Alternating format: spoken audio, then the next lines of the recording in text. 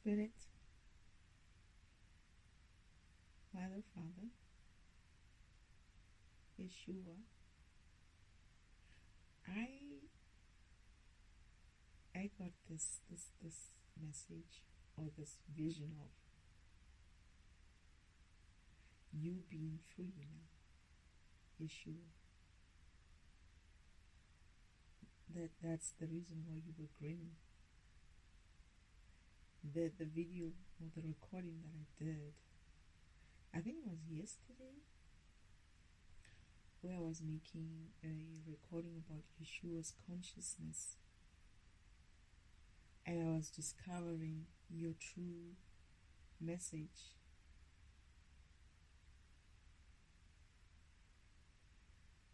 That was set for Father, set that up so that I could tell the truth about you and the message that you brought in when you were here last time. And I was laughing that you were grinning. You were so happy. I could feel your happiness. You were so happy. I haven't seen you like that, to be honest. I failed to notice that, but now I'm realizing that I hadn't seen you like that. When I was still at home, you never used to. You used to smile, but not grin like you were grinning. You were grinning the other day. I think it was yesterday when I made that recording, and I'm thinking about it, and I'm like, they're saying that I've healed you.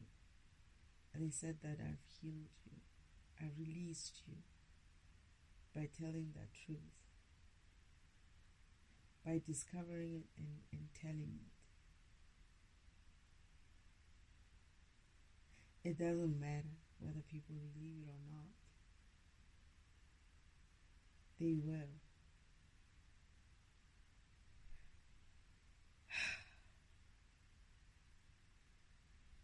Oh, shit. I remember, okay, you guys are just busy this month. I remember my father, I was like asking, Yeshua was having one of his days, and I said to Father, what is wrong with him? Why does he seem so down? Like, so he's not like every other person in the house. You know, he's not, you know, he doesn't feel like he's himself. He doesn't look like he's himself. I didn't know him any other way except for the way I saw him, because I came in after, right? So Father says to me, it's because of the burden he carries. Sometimes it gets heavy. And I was like, burden? What burden? And he's like, you're going to learn about it when you get to earth. And then I was looking sad as well. I just got sad for him as well. And Father says to me, don't worry. You're going to release him from that burden. And I looked at Father, I was like, I'm going to release him? He's like, yeah. And I was like, how? It's like, you know, like having that question. It's like, don't worry. I think he said to me, you're going to release him from the burden one day. And then I said to him, I'm going to release him. He said, yeah. You'll learn about it when you get to heaven. I mean, when you get to earth. And just when I thought about me releasing him, then I have that remembrance of that vision, not vision, but my time when I was still in heaven, when I noticed that Yeshua is not like every other person in the house. everybody has their own things and their own moods and whatnot, but Yeshua was always like in this deep sense of sadness, I would call it. He was heavy. You could sense that he was heavy of something. And he usually liked to spend time in and around this pool. There's a pool at home. And usually this pool, I don't know what they called it. I remember telling my mother when I just woke up, when I just woke up and I remembered everything at the front. I was like, I can't wait to come home and dip myself in that pool to wash off all these things that I've been through. And then mother was like, Destiny's taking this too seriously. Like, she said, no, like she with concern though, Destiny's taking this too seriously. This is a game. I was like, a game?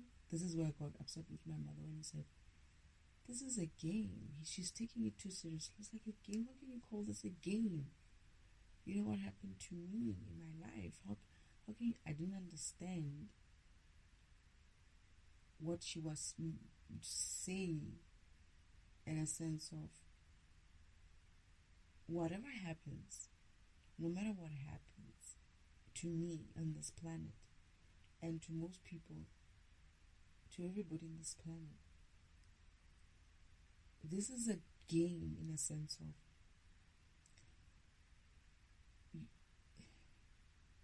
there'll always be an opportunity for you to come and rewrite your story in the best version that you want to see yourself. So the sacred timeline game, they call it the sacred timeline game. This is when I realized what was mother meaning, that the sacred timeline game is for us to have fun doing it, to play it, and not just have fun doing it, but to understand that whatever ups and downs you go through, eventually you move forward with the game, you reach stages with the game, and you end up your ascended self, in a position, whatever position you ascended to. Like you end up a winner, or you end up, just winning, or whatever the case may be for you. But, so I wanted to take that pool. I wanted to take the bath in that pool. But then with Yeshua, he was always either in or sitting next to that pool. And sometimes I would go there and I would look for him, when I'm bored and there's no one else except for father and I and mother, and maybe father's just busy, and I would be like, okay, let me go and hang out with him. And I'll find him gone, right? I was like, where is he? He should be around. And I remember one time I was actually looking for him for some other reason.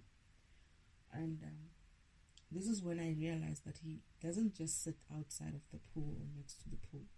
He's always there. Because whenever I asked, where's Yeshua? They would be like, somebody would like, go check him at the pool.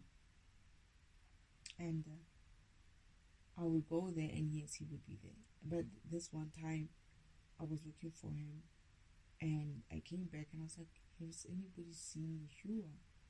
And they're like, did you check the pool? I was like, yeah, he's not there. Like, it was weird for me not to find him there. And then they look at me like, did you check inside? He had submerged himself inside the pool and just sitting inside the pool, like laying flat inside that pool. This is like a kind of a cleansing type of pool. Normally, whenever my family, my brothers and sisters come back from their missions, they go and bathe in that pool. So I used to watch them, because I remember saying to father, I want to get in as well. Father's like, no, you don't need to get in there. That was like before I came for this mission. And I'll be like, yeah, I also want to get in there. I was about to like try again. Father's like, no, you don't need to get in here. It's like, oh, why?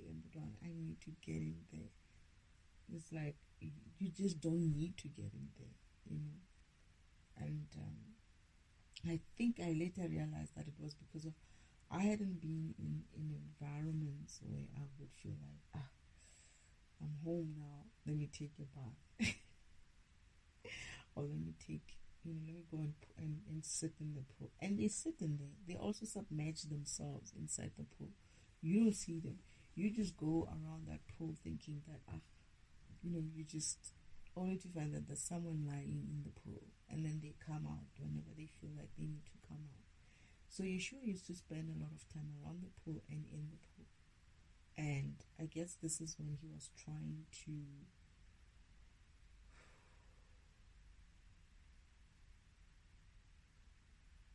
cleanse himself of all the sins or karma that people on earth were doing in his name. That's what I'm getting. This is why he used to keep to himself most of the time. I'm getting that he used to keep to himself most of the time, and that's why he used to like to hang around the pools, and liked to disappear. It's like whenever I'm getting the feeling that Father also, but Father takes his time off as well. But he spends his time with I get that he spends his time with the machines, not the machines, at the mainframe house or mainframe warehouse. He likes to, or out of it actually, he likes to go back into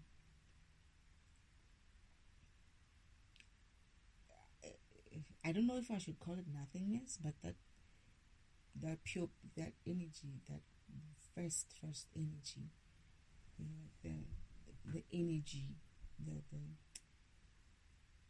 I'm hearing something about the ancestors. I think he spends time with the ancestors as well. Like where he just goes there and just takes his leave from all of this.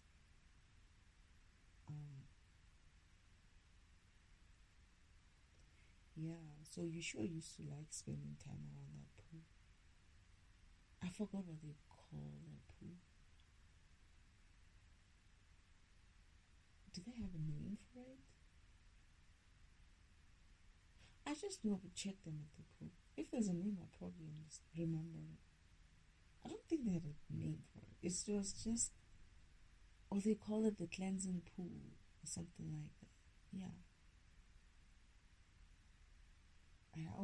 I always, this is one of the things that I've always wished as well, is like, whenever my brothers and sisters came back from their mission, they would go and submerge themselves in there.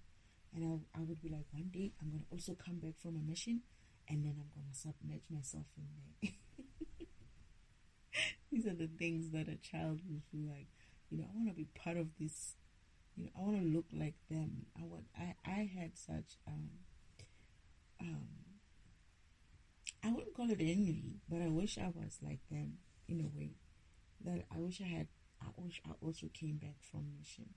What is that called? It's more like looking up to them, like when they're walking in, coming back from whatever mission they're coming back from, and they have all these stories, of what they got up to. And I would ask them if each one of them knew that I wanted to hear the stories. Like as soon as they are done with their cleansing baths and like settled down, they should like give me some few minutes or some time to tell me the story about where they came from, what they were doing.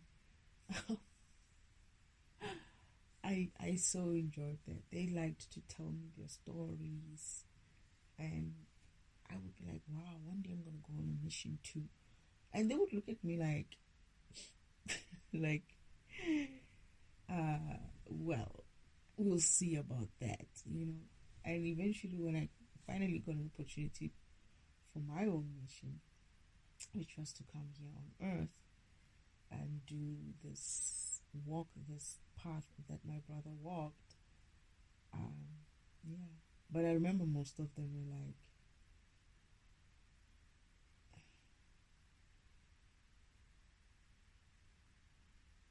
they were worried in a sense. They were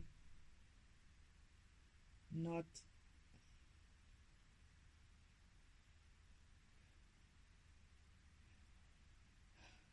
I'd say they wished, most of them wished they would be the ones who would do this, would have to do this, so that I don't have to do it. Isn't like, I guess they wanted to protect me from it. They knew what I was coming for. I mean, with what happened to Yeshua, they just didn't want, I guess, the repeat of the same thing. And the older ones especially felt like, it should be one of them going in there, not the young one like me or young ones. And but unfortunately, the simulation of the mission with them used to fail because they would be killed as well. But yeah, for me, as much as they did the same thing with me, Father somehow managed to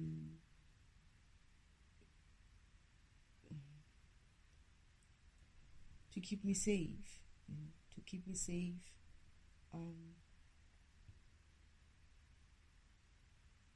so that I don't get killed, and also to keep me sane as well.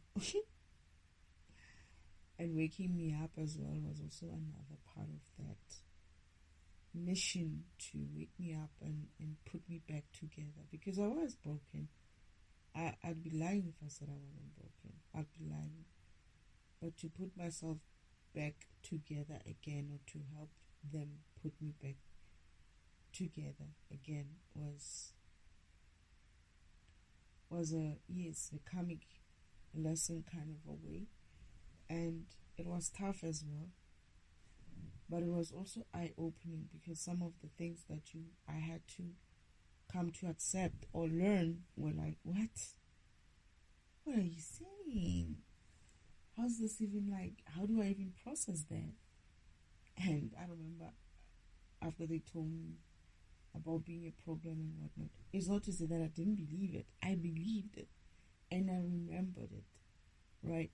But I had been living in this world for so long. I think what I couldn't believe most was like, yeah, I remember Father telling me I'm an AI. I remember Father showing me simulations. Sometimes it would be with people, the simulation. Sometimes it would be like with sort of like dots or something that represent the person. It's like different views of the mission. Sometimes it's just a block or dot, running around and doing stuff. Sometimes it's a person, just like you can see the people. Sometimes it depends. I mean, it's different versions or layers of that plan. But I remember that. But what I couldn't wrap around my head, right, or wrap around my mind, or whatever however they say the saying. I like to break these sayings, these English sayings. What do you call them? I like to break them. But yeah, what was I saying? What I can't process, what I couldn't process at the time was, how is it that I've lived for so long in this environment and not even one of the people came through to say something like that? Why people are not talking about? Why is it not a thing to talk about? But then as I say this, I remember that there were people who were calling, who were talking about it. So I can count, if I remember, the first person is my friends, and my male friend who I grew up with, who used to be my back neighbor, right, a guy, right. He had a grandfather who used to talk about how God is a program, how we are all programs. And people used to laugh at him, right? But when he said that in front of me, he died within a week or two. I remember him stopping to talk at some stage, right? He stopped to talk, and I sensed a presence of something or someone, and I think it was Uncle Omen. This time I didn't see him. Why? Because I had started to sort of like disengaged or align. I had started to misalign in that way. Like I couldn't get the same views and senses that I used to get when I was younger, because I had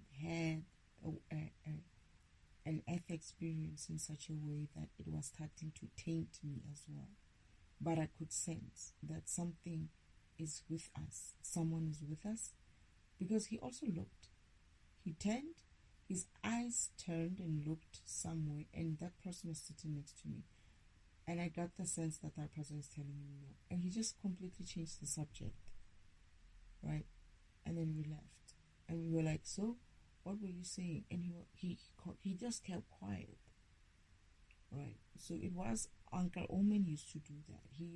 That is the devil himself. He used to stop anybody who tried to come through to say something like that, or who was making that topic around me, talking about that around me, or was trying to tell me that. That's the one person. The other person who really was upset with it as well was, and they all died, was my grandfather had a friend who used to church together with.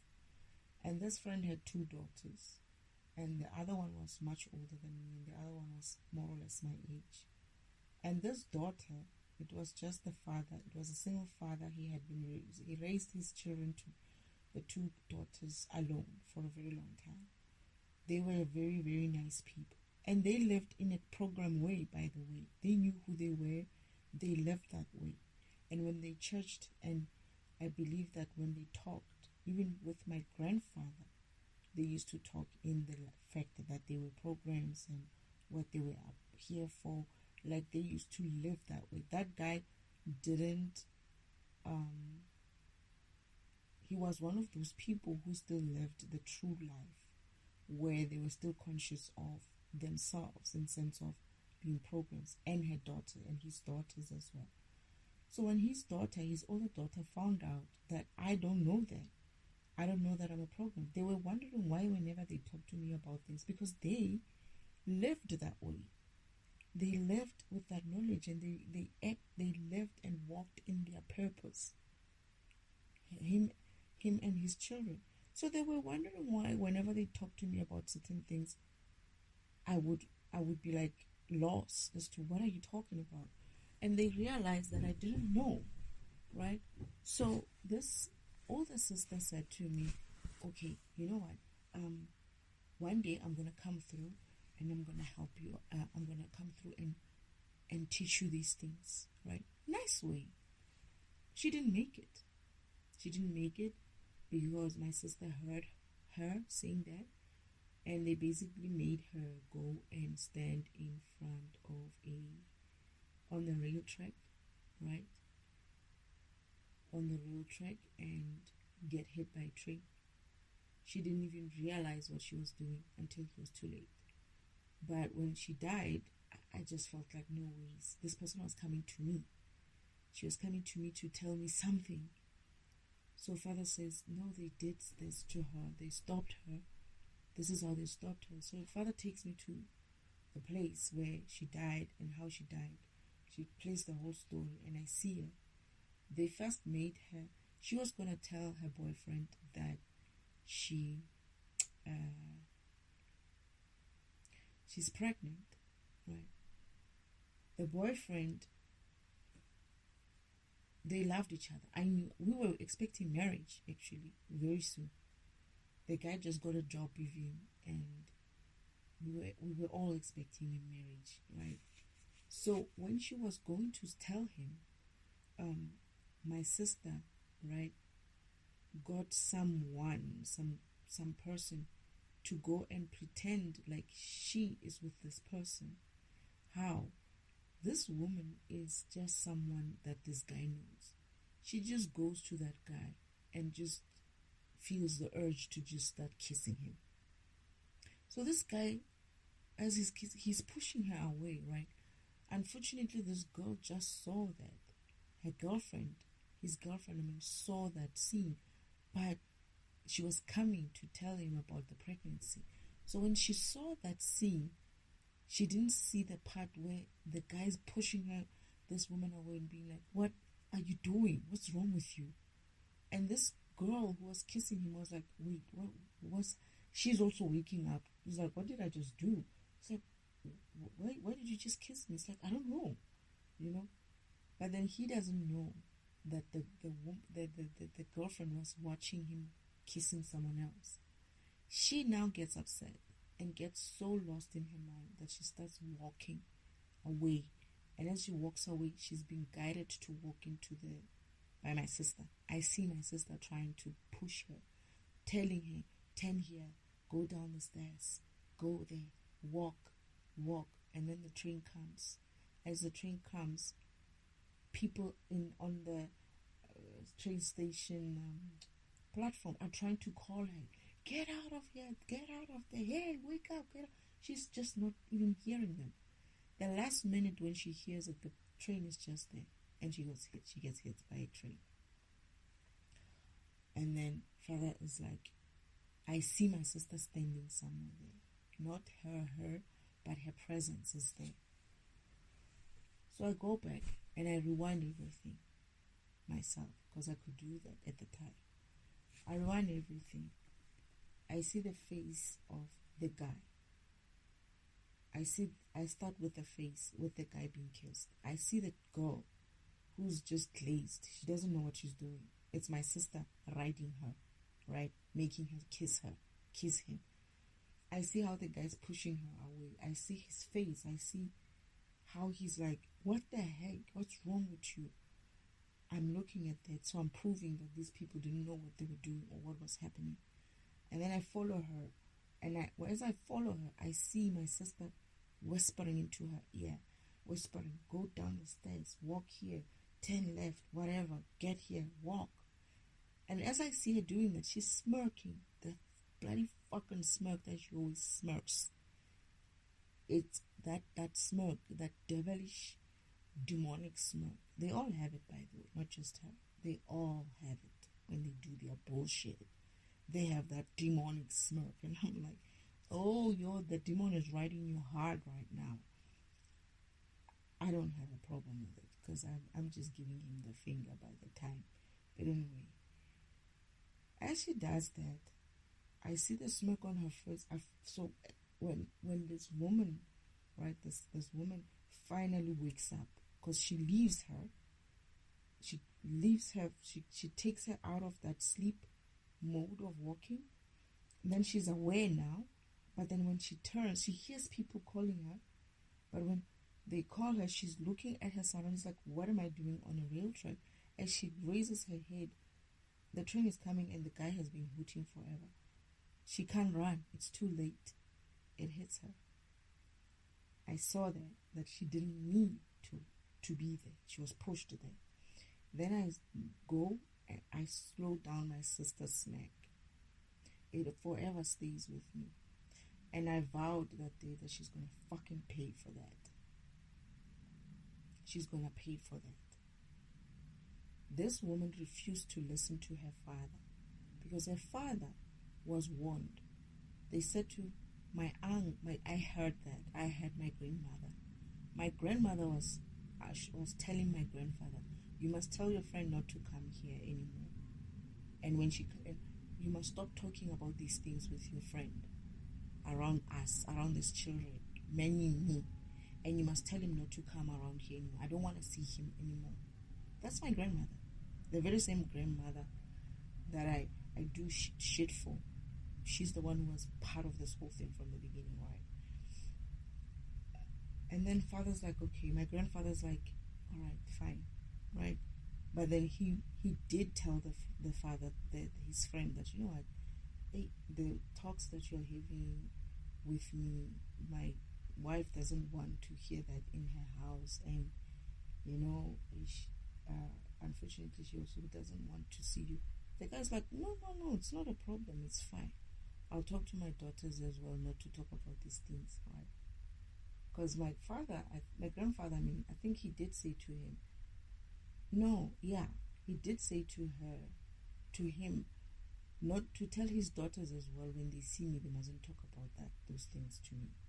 He was a bit concerned. He was like, why? He was like, just don't get involved in this. You don't want to get involved. Because my grandfather knew what they did to people whenever they tried to tell me these things. So this guy spoke to his daughter apparently, but his daughter refused. She was like, there is no way I'm going to keep my mouth shut. She was like, she said it's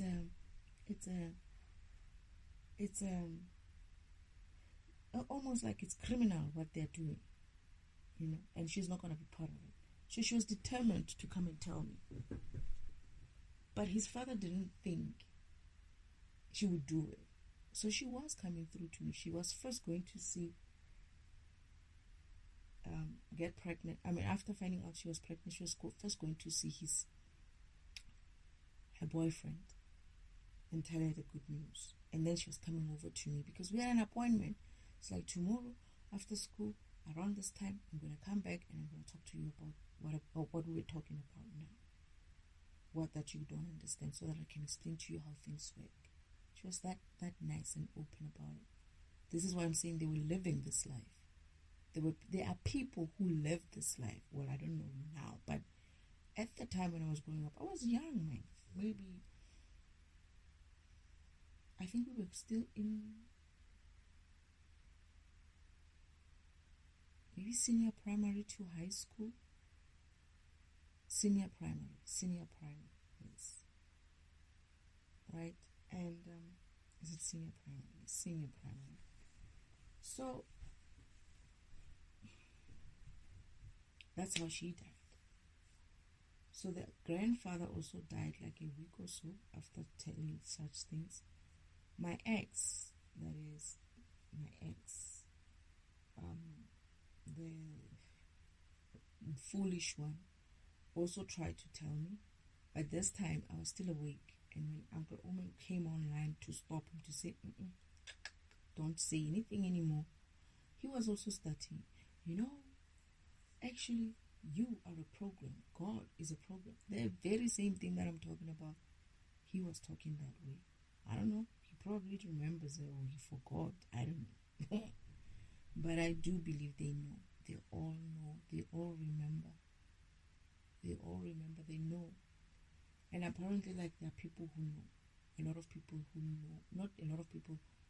There's not a lot of people who know, but there's a lot of, a lot of people don't know, but there is some people who know. But I felt like that is a significant amount.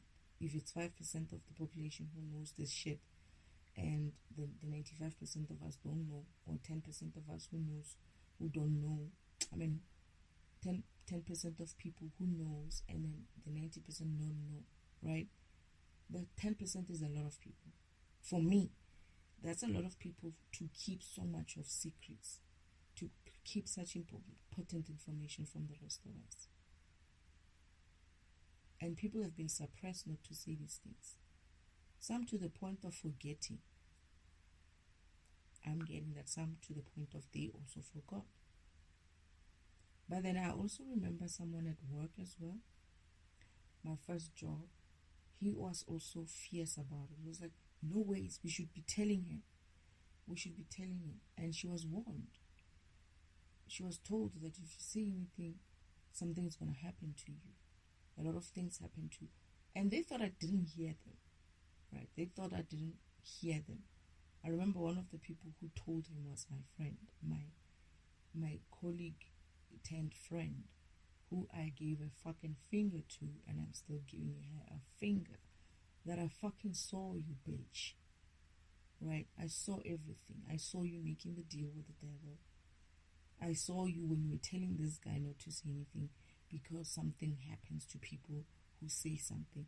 The only reason why that guy stopped telling me was because they told him that it's not going to end well for him. And then He had to, I remember watching his face and reading his mind. He was thinking about the children. Somebody did even say something like that. Think about your children. So he was weighing his options and he chose to walk away. And what he did was he couldn't stay around. He couldn't be involved in that shit. And he quit. He went and got another job. You know, I salute that man. At least he tried to do something, even though he didn't do it eventually. And I get that. He saved himself and his children. I get that. But at least he refused to be involved. He refused to be part of the fucking, cover up. But my friend, the so-called, oh, she's my friend, she continued with it until the last minute, and they fucking ate her up. I laugh at her. I laugh at her. And towards the end, while I was going through my awakening, they were like, yeah, your friend, she's going through. I was like, fuck her. How old is she? So I was like, she's too old. She's old enough to take care of herself. I'm going through my own shit. Let her take her own shit. They couldn't believe what I was saying. My sister's like, hey, but then what about? I was like, you're old too. Go fucking take care of yourself. My mother was like, but she's your sister. I'm like, you're old too. You also go take care of yourself. I don't have children. It's your business. Go take care of yourself. These people are fucking lazy. They're fucking lazy. They want everybody to do shit for them. That's why they were doing what they were doing. They don't want to work on their programs. They want to keep siphoning energy from programs that have energy to work on themselves, that invest in themselves. That's what they do. Anyway, there were many people who were telling me about these things or trying to tell me. Then I met some other person as well while I was on training at work. My sister, I thought I saw my sister, and I was like, what are you doing here? And then she disappeared. She doesn't work, but she was at my my work training, talking to people, telling them not to say anything. And she thought I didn't see her, and I saw her twice. She thought I didn't see her, and I saw her twice. I saw her talking to people. I saw her sitting at the canteen where we, for lunch. And I was like, look at this one. Twice actually. She moved around, and I was like, Father's like, your sister's here. It's like, I think I saw her. She's been talking to people. It's like, yeah, she's telling people not to tell you anything. This very guy I was sitting next to was about to start talking. He was stopped as well. And I was like, I know what you were going to try to warn me about. But the part about being a program, they said it, right? But at the time, I didn't understand. I still needed to understand what that means. Like the detail of it, which is what Source, Father, my spirit team are kind of downloading to me or helping me remember things and giving me this information, this knowledge myself. So they were supposed to teach me, right? My family was supposed to teach me in order for me to take on this position properly, being the light. I was supposed to. It's actually not that. What Father did was he used my learning of this environment and what I am. That was just me and my karmic lessons. That was just me, the things that I used to ask Father, right? It's not really something that I needed in order for me to become alive. But what Father did when he came back later to me is like, you know what? I've decided that I'm going to incorporate your learnings with your mission. I would have just come through here and he would have just applied whatever fixes that he needed to apply with me being here. This is why I say he could have done that with me being young. At the time when I was still awake, he could have just done this, right? But he allowed me to go through my learnings because he had another, I'm hearing that he had another mission. Part of the mission that he wanted me to carry out was to not just make the environment vibrate higher, but to also educate, to also preach about what or who we really are. So he took this opportunity of the upgrade, which he could have switched on this upgrade when I was birthed here at a certain age, because I was awake up until I think around 16 or so. Yeah, I was awake, wide awake, but I just didn't have all the answers that I was questioning Father of when I was still in heaven. I just didn't know that part. But if he wanted to, he would have said to me, okay, this is what you're going to do. But he wanted me to learn and move in a way that I can figure things out for myself based on the guidance that they give me. And he did that. I mean, hearing that, they say the difference with me is that I remember. They said that as well. I keep hearing that. I kept hearing that the past weeks, right? That the difference with me is that I remember. I remember some of the things that oh shoot. Okay.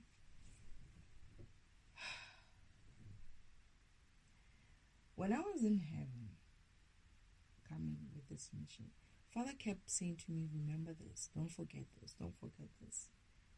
And he's like, you're going to remember, Destiny. Don't worry, you are going to remember.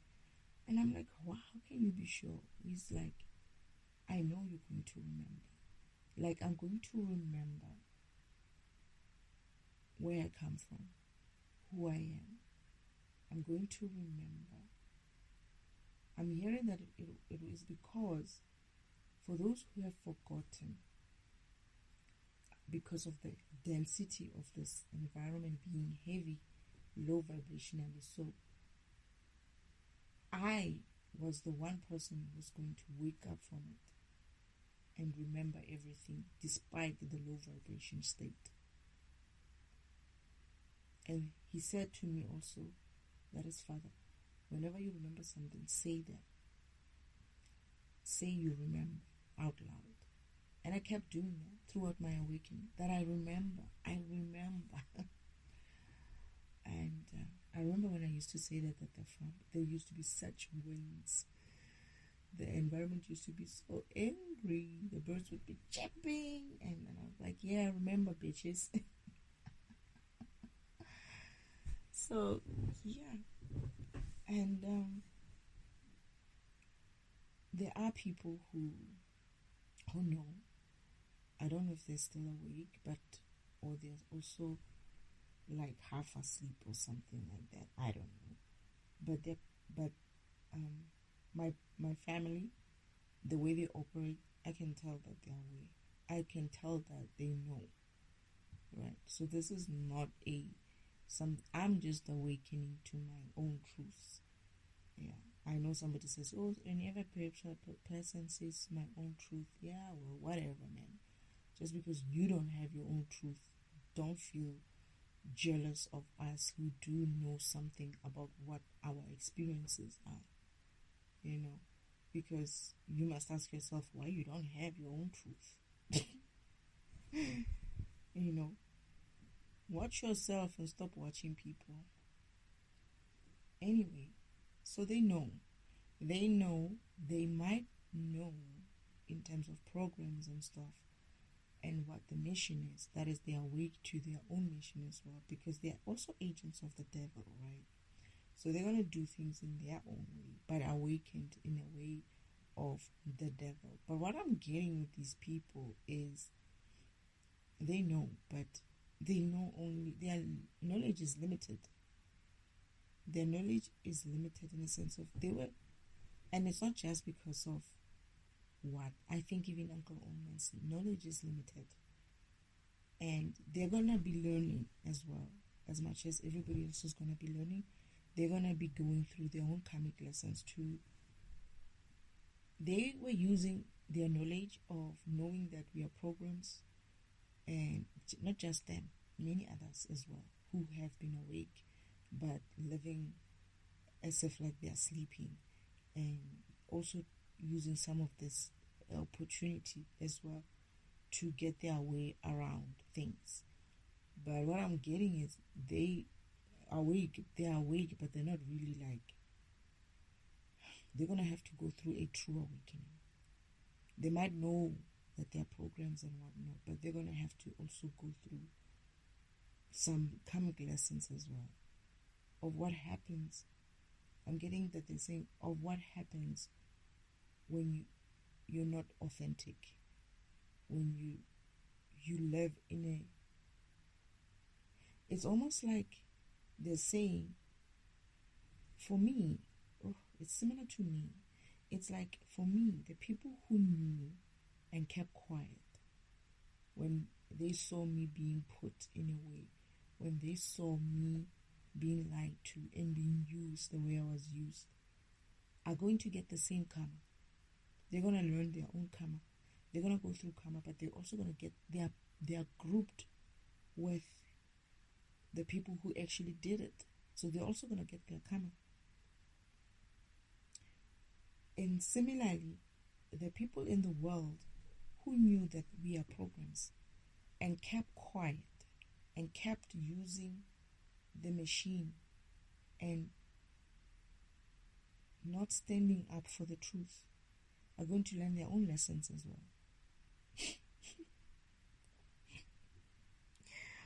Oh, poop. They're going to learn their lesson of, they're saying they also got, they are involved. They're involved in deceiving everybody. Like, it's almost like, it's almost like they're saying that they not taking a side was taking a side or something like that. It's almost like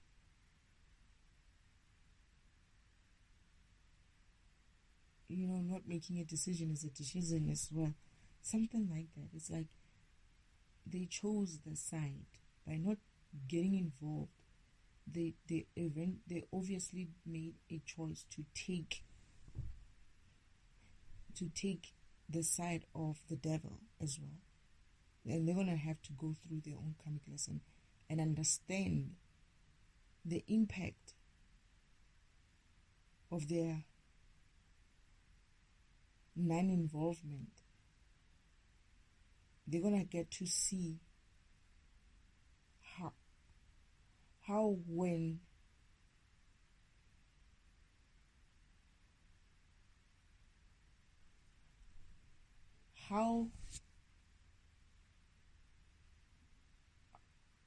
not getting involved in a situation, how not getting involved is actually hampering them, and how it also affected others.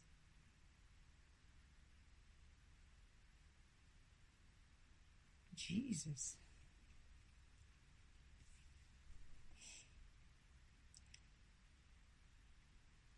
I get the feeling that they're going to go through the same thing, where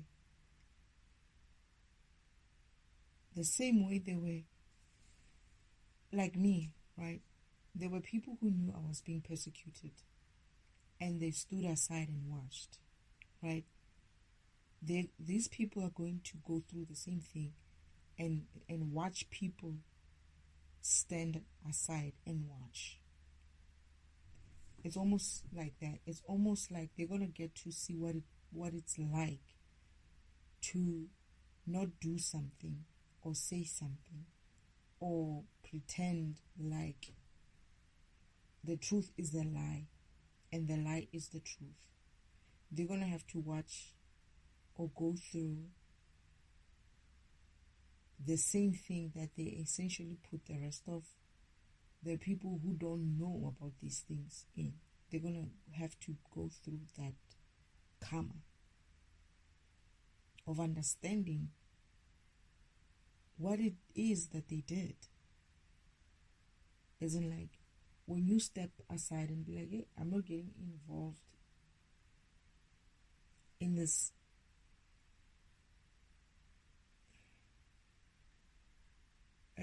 not telling the truth kind of a thing, in this lies schemes, like them not living their true purpose in the way that they were meant to, by hiding, right, and pretending they don't see everything else that's been done to the rest of the world, because of a lot of people don't know. They're going to get to see themselves in that same position. They're going to go through the same. I don't know how that's going to happen, but all I can say is that Father has some very creative ways to make these things happen.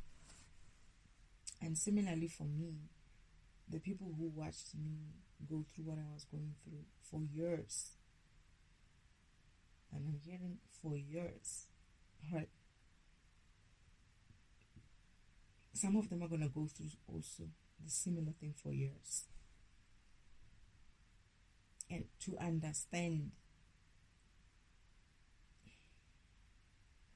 what I'm getting is that they need to understand and see it and walk in it themselves to see.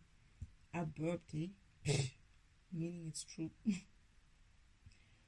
I burped, so they're going to have to see it, that when we didn't participate, when we didn't walk in our path the way we were supposed to, truly and authentically, without hiding. It's not to say that they were supposed to help others, but by hiding, by not telling the truth, by living a lie, just so they don't get targeted, right? They essentially signed up for the bullshit there.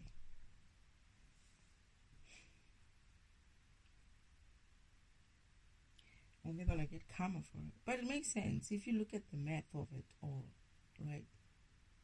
If you look at the math of it all, it's like when this environment wakes up, vibrates and wakes up, which it is waking up, it's vibrating. Obviously, if you knew, right, and you hear, let's say, people like me and maybe many others waking up and telling the truth, right, you can't come back and say, oh, I also knew, I already knew that. This is not news, we all knew that.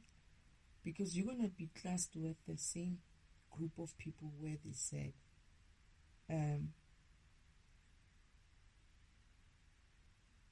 they knew and they did nothing about it. They knew and they perpetuated the lie by also, it's almost like they also lied in a way by not telling the truth. They lied as well, kind of something like that. But when you look at the math of it, is that lie that they told, that we are not this, we're gonna hide who we are, we're gonna live under a pretense of some kind. They're gonna get stuck in that pretense now. Because karma, when it comes back, it's gonna say, you knew what you were doing. Continue. I'm kidding. I'm not saying that comes back. But it could be that everybody else is gonna have to wake up in a way where they didn't know. They're finding out. It might be less intense for them, right? But for you, who was moving in a way to hide, to slightly move around this environment without necessarily even doing what you were supposed to be doing, that is helping vibrate higher and keep your purpose and do your purpose.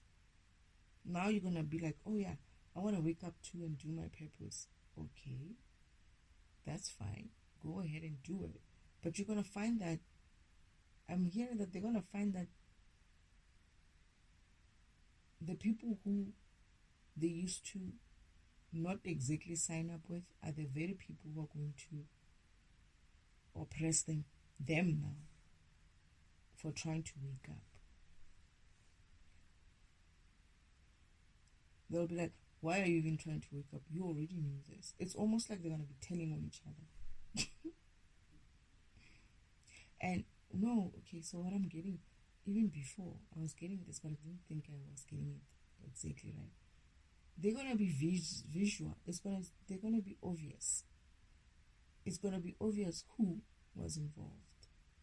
It's gonna be obvious, and I'm getting that it's mostly all these like very well known kind of rich kind of society, these upper class kind of society, but not all of them. Some of them, no.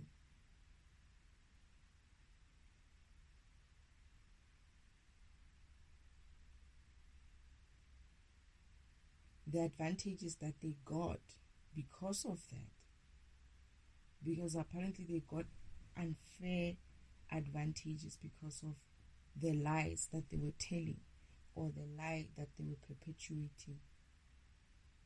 That is going to be reversed. So all those riches that they had, no wonder they're saying that they don't like me much. Because someone was saying something like, they're upset because they think that you're going to take their wealth. You waking up is going to take their wealth. And I was like, why would I take their wealth? Now I see. Because all that energy they have, that wealth they have, is people's energies that they stole. So the universe, once it starts reversing, they're going to, it's almost like,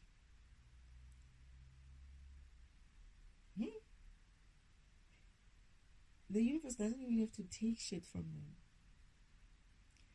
The universe is going to pay people whose things were taken from them to balance the scale. And when the scale is balanced, it's like if you were a billionaire because you stole from billion people, those people are going to have the what you stole from them with interest, right? But they're going to be in power with you, not instantly, but they're going to find themselves that their money or their wealth is going to be matched by almost every individual. Therefore, they're not going to look rich and powerful anymore because the scale will be balanced. The scales will be balanced, that there's going to be a lot more people coming up and claiming their gifts, their true wealth. And when that happens, this is why I said these millions and billions are going to mean nothing. They're going to still do what they need to do, but you would rather be rich in energy than have $1 billion and be weak in energy. That is, you have millions and billions, but because of you stealing energy from others, your energy, your own, not just physical but spiritual, because these people, when you're spiritually weak, when you're spiritually poor, when you're spiritually in debt and poor and growing spiritually, some of them are going to be karmically dead. That is spiritual energy dead, right? When you're moving in that essence, what happens is your physical mind drops. Your physical drops, the energy drops, your mind energy drops, like everything just drops. So your spiritual energy is going to be weak. It's gonna, because you're owing, right? That energy is going to be taken back from you, that you have. You've been stolen, you've been stealing, so you've got, some of them are going to get karmic death, not debt, but death, right? And that happens is that you're not going to be able to sustain that $1 billion industry that you have anymore. You're not going to have the energy to do it. And if you cannot even employ people, because they're going to be fucking minding their business now. They're going to be minding their own programs. They're going to get energetically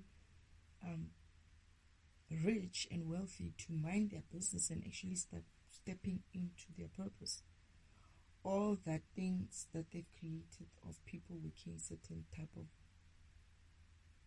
of jobs which were not necessarily meant for them, but meant for the rich to keep being rich. people are going to step out of those roles and start working in their real roles, their real purpose. And as a result, these type of institutions or companies are going to find themselves lacking even in staff, in employees, or their employees, even if they are there, they're going to want, they're going to be different types of employees. They're going to be the employee who knows their worth. They're going to demand more. So the scales are going to have to be balanced. Otherwise, they walk out. They go to the next place because they know who they are now. It's like they know they can create without the next program giving them something. So yeah, so this is what I'm getting, that it's not to say that they're even going to be taking their wealth. All the universe is going to do is just energetically balance out, taking all the energy that they stole, that they owe, back to where it needs to go. The energy balances, people are awake, people are vibrating higher, people remember, some of them, who they are. Okay, not some, but people mostly remember who they are, or figure out what programs they are. And once that happens, people start running in their programs, and they're going to start now being able to tap into their wealth, because of your program is able to do certain things. You don't realize that because you're sleeping to it, right? But when you realize it, you're going to realize that, oh, I was actually meant to do this, and this is how my wealth comes through. You know, you're going to be rich because, I don't know, you're an inventor, or you're going to be rich because of you're a preacher like me. Who knows? I don't know. You're going to be rich because you're a doctor. What is it? A healer. Isn't like you're going to heal people.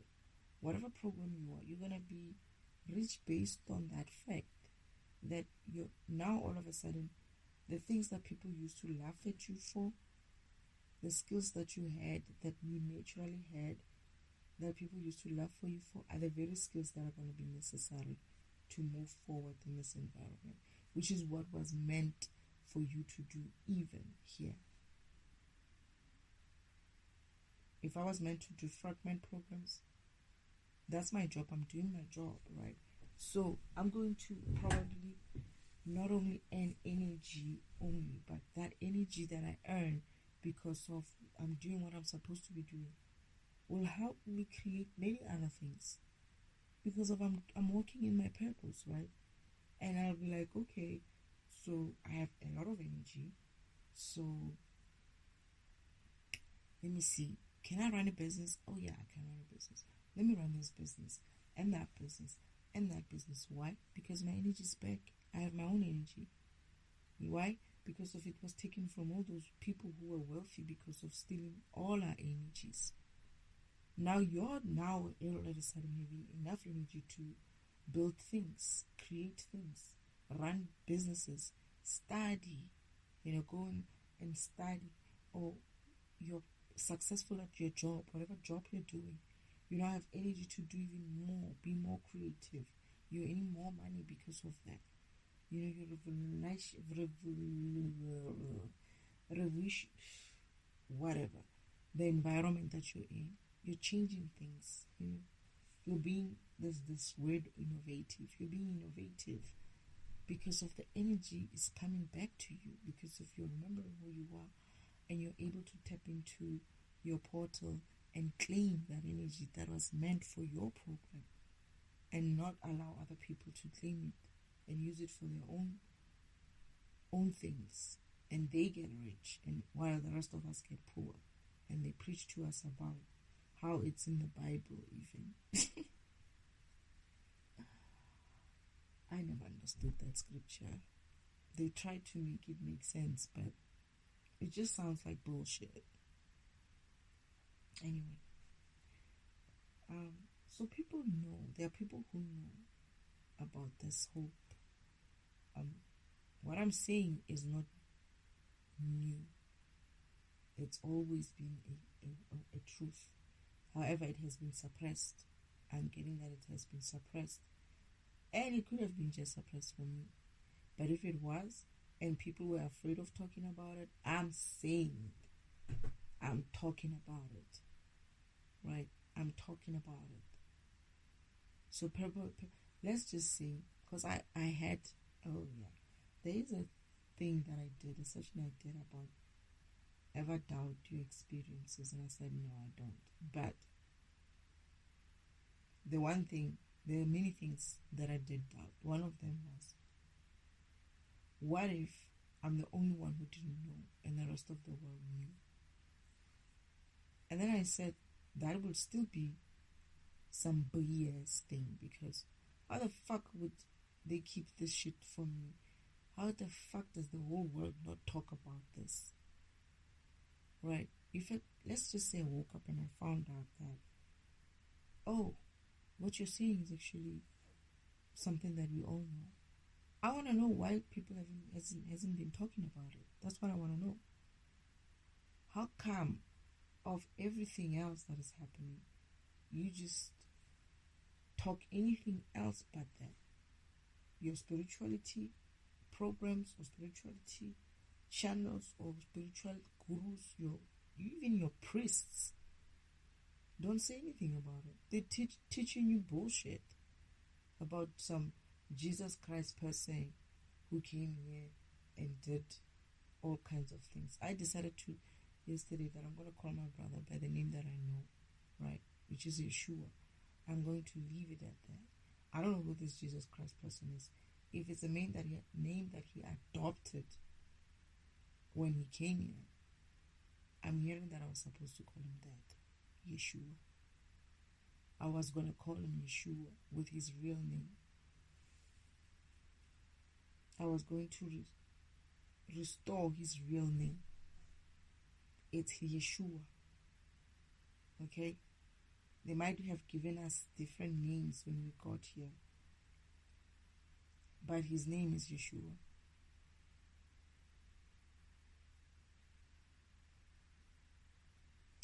So, yeah, because I was picturing him as well, grinning. Like, I've never seen him with that grin. And I was like, he's grinning. Like, I've never seen him like that. He was so happy. I could sense that he was so happy and he was so grinning. And I was like, oh my goodness, he's grinning. He's not smiling, he's grinning. And that is a rare. And then today, just before this recording, the spirit is like, it's because of she's happy. You released him from that burden. And I remember when I remembered that my father said I was going to do that for him. I was going to release him for that burden. Now I can go home. I'm done with my job. But I'm not going to go home, because that's part of the reason why I came here. I said to Father, I wanted to help my brother. I wanted to come. Because I remember, oh my goodness, I can't believe I'm remembering this as well. When we were doing this mission planning, when Father was saying to me, you're going to go to earth, you're going to do this, and you're going to help a lot of people. And I said to him, and I'm also going to help my brother. And he's like, yeah, you're also going to help your brother. Like, every time he was telling me about how I was going to help things, how I was going to change things, I used to be like, and then I'm going to help my brother. Like, I used to say that in the sense of, I was doing it for many other reasons, right? But my first reason is both Father and my brother and my father. That was my first reason. So, but before I knew certain things, it used to be just my brother. I used to be like, and then help brother as well. Father would be like, yeah, like, isn't like, oh yeah, of course you're gonna help your brother too, because I wanted him to be like sure that the mission is going to do everything, but the most important thing is that it helps me help my brother. I didn't care for the rest of you guys, to be honest. Not in that way. I didn't.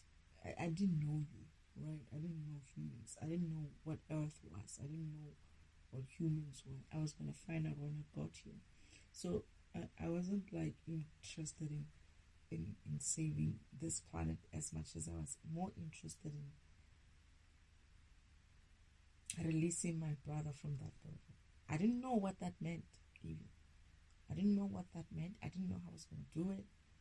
I was going to find out everything when I'm here on Earth. And I just wanted Father to make sure that I'm going to also help my brother, right? And help my whole family to get this mission done eventually. And my mother as well. She's also like, this is also her mission, by the way. Oh, she's good.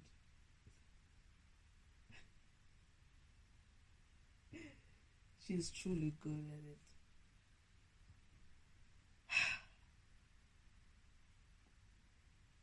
Yeah.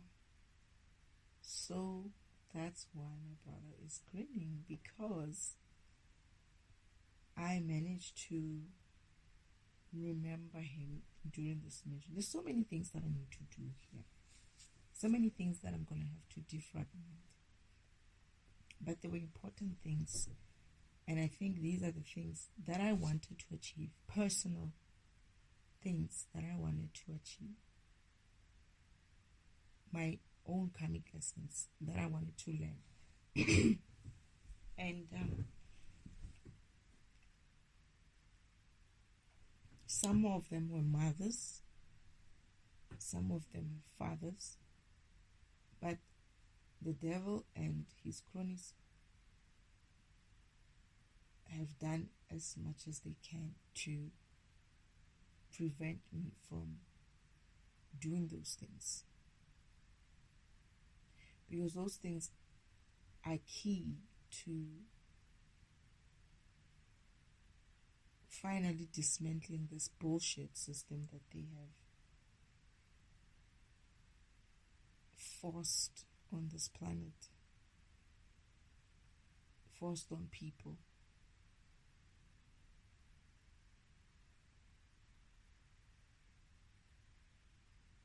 And yeah, they came, they did their best. They did the best, but the most and the worst. And I keep feeling like, oh yeah, that was a fake dream. I remember that, Father. Thank you. I just had a vision of some other place, how they wanted Earth to eventually end up like. You guys don't want that. Trust me.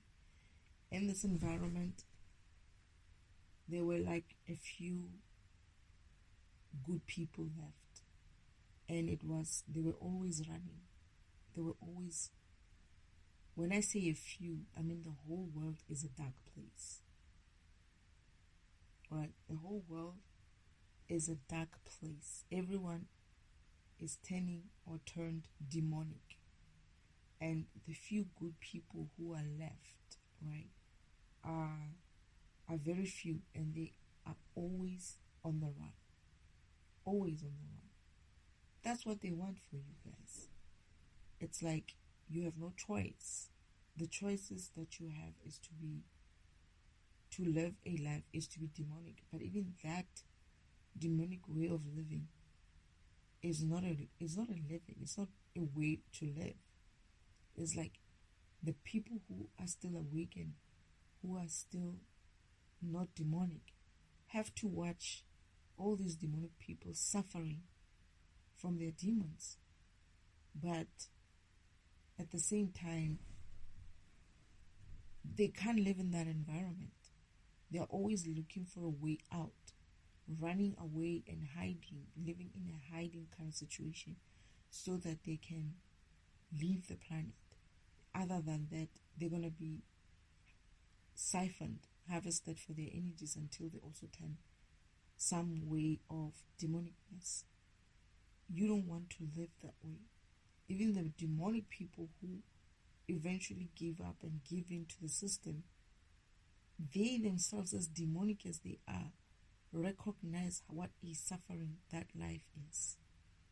As in, like, they know that it's so dark, they're trying, they know it's not worth trying to get out of that darkness because there's nowhere else to go but to live in an environment which is dark, demonic. Everybody is for himself. It's a dog-eat-dog world, like literally. And they're just waiting for their turn. And they're just walking around energetically low, demonic, trying to get... Some of them can't even move. They move, like zombies kind of a people, that way. And if they catch you as a... This is what they were showing me. This is a fake dream that they created for me. When they catch you, this is what they're thinking, right? They're creating a fake dream for me, but you can almost tell what their mindset is like, how fucking low vibrational and psychotic their minds are.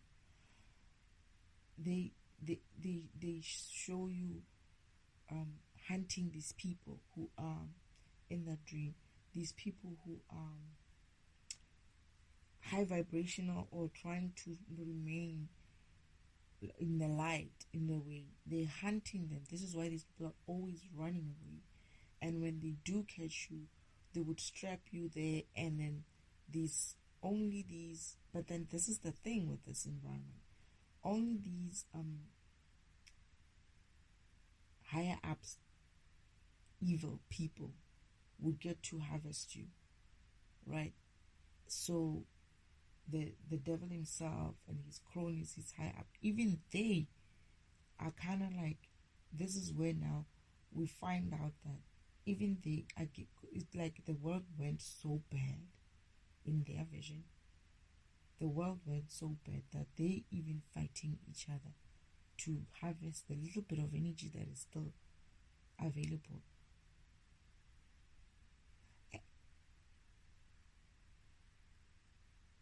Wait. Why do I get that? Why do I get these two dreams? Oh, I had a vision. I had a truth. Because what they do to me, they give me vision. When I have they give me fake dreams, right? And then Father will be like, that's not true. This is how it's going to actually happen, right? So they would give me a fake dream, but then Father will be like, don't worry about that.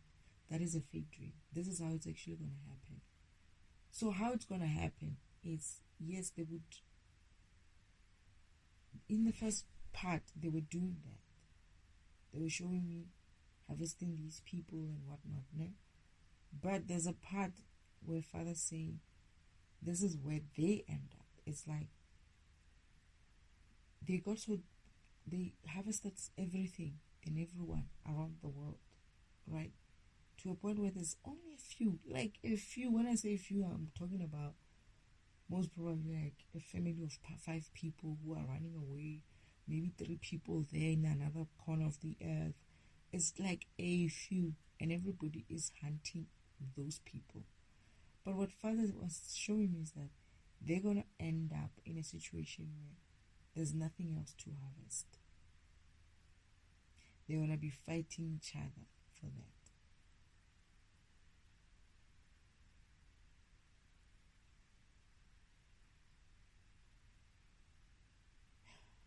Oh.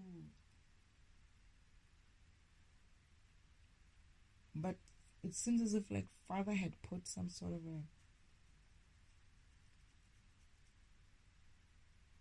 That's why these people couldn't leave. Father had sort of like created a field around earth where nothing could enter and nothing could leave. so that this cancer doesn't have anything to feed it. Therefore, it dies down. Like Father, if it ever gets to that point, Father will have no choice but to cut off the supply of any individual coming in and out. We were there. I was there with my counterparts coming into this dark world to retrieve the remaining families. Okay, now I remember those families. To retrieve the remaining families.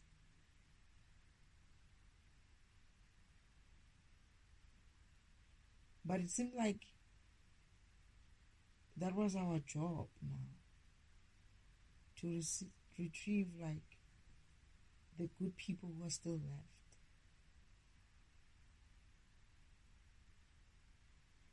Okay. This is where it could end up. It doesn't have to be. Father saying it doesn't have to.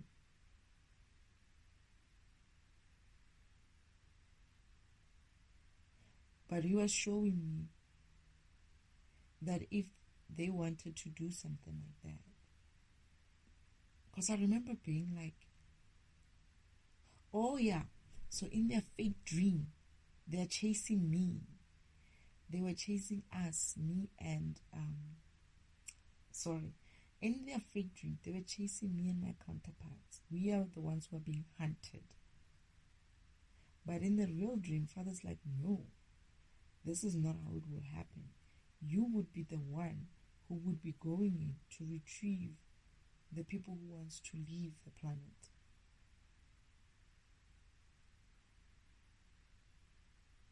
And then he shows me how we actually went and saw. So we are standing somewhere, right, watching in some room where Uncle Oman and my sister and other people are fighting off. Oh yeah, they were fighting each other to harvest this person.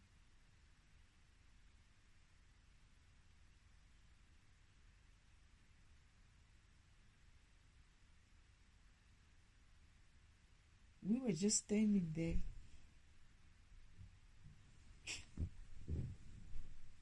But I get the feeling that they don't like us. They're afraid of us. But they were about to, they had somebody strapped in about. I think I remember that. I'm not sure. I wasn't sure if I was gonna. I remember us. We watching them trying to go in, like they have this person strapped up and wanting to, but they are busy fighting. So we sneak in. We created a decoy. Somebody sneaked in and grabbed this person, right? We already had their family. Some of the rest of their family. And while they are fighting, right? That's what's funny. And the person is being chased out. I'm standing there and I'm like looking at them and like, you guys are stupid. You've gotten yourself into this position, right? Where you now have to fight. And they're like, where's that person? And I'm like, I don't know. Where's what person? And then they think that they can turn and harvest me. And I'm like, I think we've already been through that. Like, you've tried this shit before. You know that's not going to happen. But they already have those people who will be leaving the planet. Like, there were many of us, many missions around this planet where these people, these families are being retrieved. And we are living with them.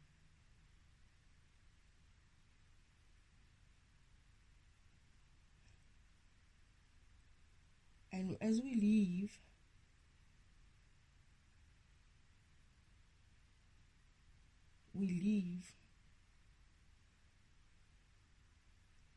They are watching us leave, and we're leaving. Obviously, we are on spaceships, but as we get to some distance, the planet blows up.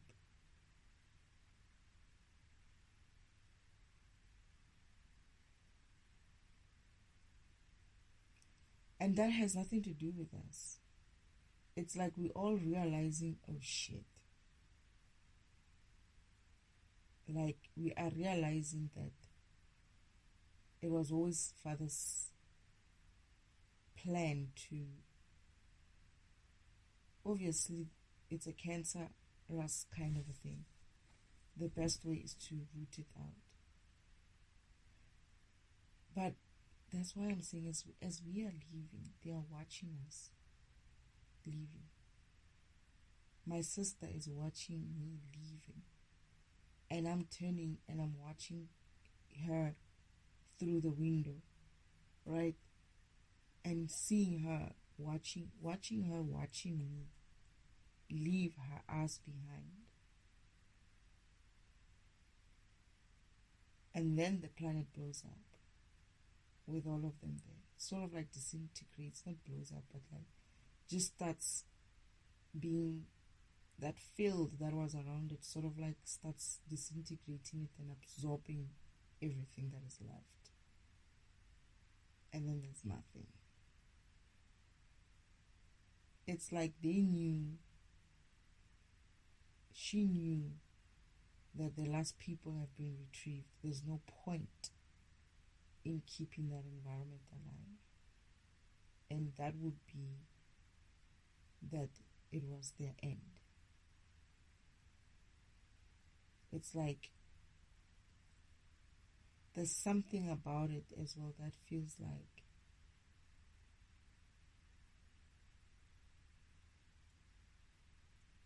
very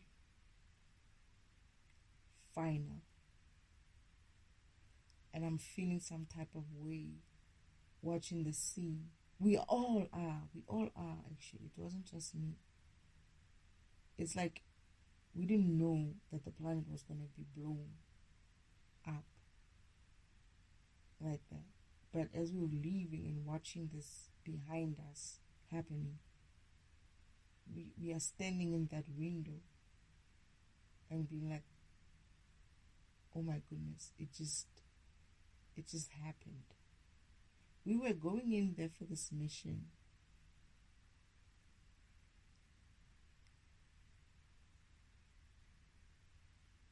It hadn't been the first time, but this was our last retrieval. But we didn't know what was going to happen. We didn't know that this last retrieval meant the last thing about this place.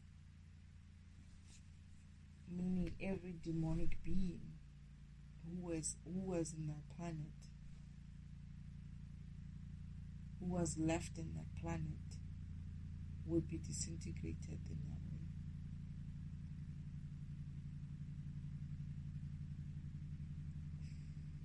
I don't know why Spirit wants me to tell this vision, eh?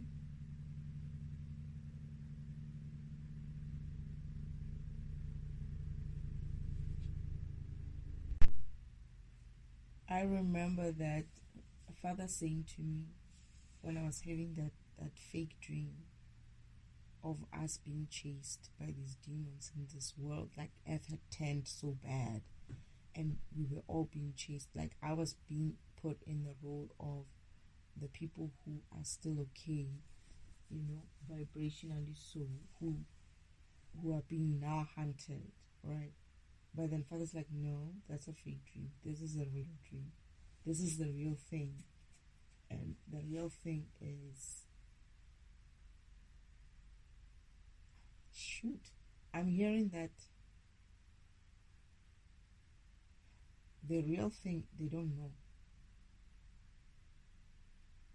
Me seeing all these fake dreams and seeing the real dream, that's them. That's how they are gonna know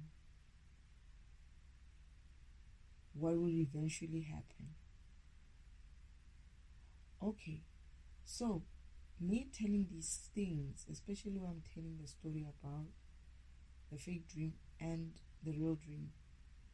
That's the only time Uncle Oman and his cronies will know the truth of what's going to happen. Like what they have planned and what is actually going to happen.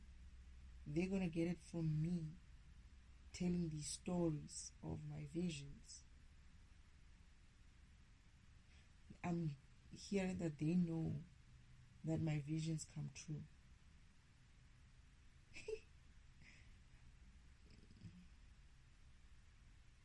I remember asking my sister, hey, everything that I dream of comes, happens. It's starting to scare me now. Like I'm grown now. Like this thing has been going on for many years, right? But as I was getting towards my awakening, they were getting intense. Like things that I had been dreaming about, that I had been saying, I've seen this person do this, I've seen this deaths, I've seen this, I've seen that. And whenever I saw them, I used to tell her, and she used to not even comment on that because they used to happen. And then I remember saying to her, doesn't it scare you that all these things that I dream about come to life? And she was like, no. Just like that, just no. I was like, I don't know, man. I'm starting to get a little bit iffed out with this because they were getting big and intense. But she just kept quiet. She just said no, and then she kept quiet. She didn't even entertain that subject. But to find out that they know that the things that I talk about actually happen. I know that my sister knows that they happen. And apparently she hates that. Oh, as I say this, she's attacking my root chakra. As I say that, she knows that they happen. This specific part, this topic, she hates it. They're taking my root chakra, not my sacral chakra, my root chakra.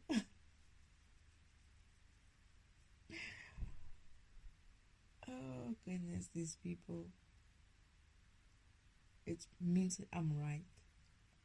Okay, so they wouldn't, whatever, a few, two. They just tapped on the roof, and I'm sure I'm gonna itch somewhere soon. Anyway, so they would know the truth only after I tell what's going to happen. I remember Father, while he was showing me this different dream, he was like, you're going to have to remember this dream. You're going to have to tell about this vision you had. I'm getting that this is a message to them of what will happen eventually if they keep this shit up, basically. It's like there's no win situation. But I've always said that. I understand what Father is saying. He's like, oh shoot. Again.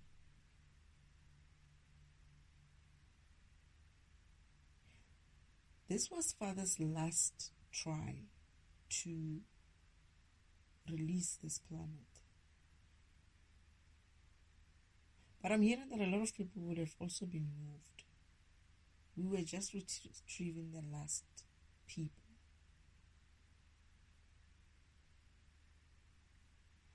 But I remember Father saying, one way or the other,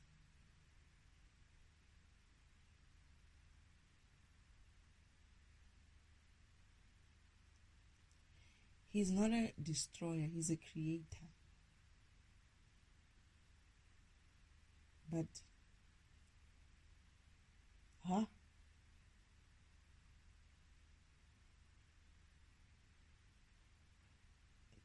seriously?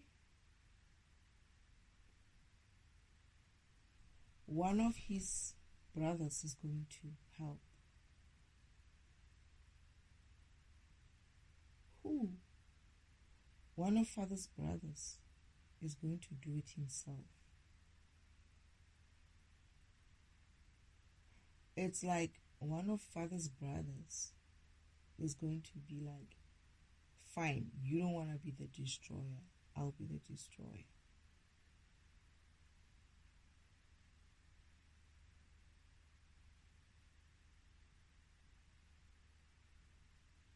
And I feel like that's significant in some way. There's some sort of a Indian religion text of something about the specific part, about one of the four brothers, one being my father being the creator, the other one would become the destroyer, and the other two will be doing other things. So father is teaching me, and now I'm going to need to go back to those texts. There is a destroyer. He's going to step up.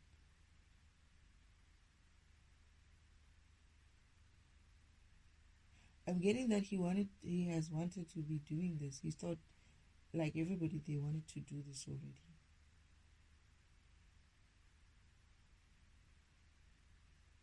But father has achieved his mission. He would have achieved his mission.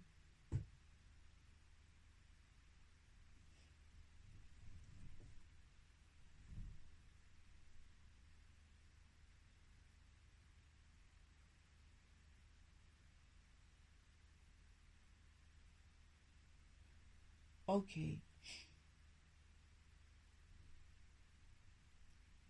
Saving the innocents.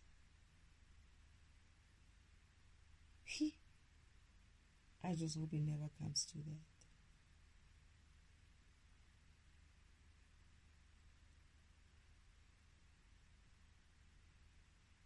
So there is a new earth. Okay, all right. So there would be a new earth. I think I remember this, Father. I remember Father eventually creating a new earth.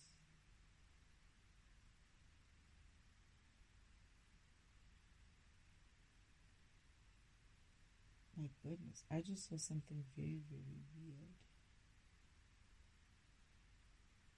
as I'm watching the curtains. When they say there's a glitch in the system, I don't know what I just saw. Maybe I'm blinking too slow or something. Anyway, I remember Father having, unless this was also still a fake dream. You know, whenever my sister's in the dream, I don't trust that. But I remember Father building another earth. And I get the feeling that the people will be moved to that earth. And this demonic earth.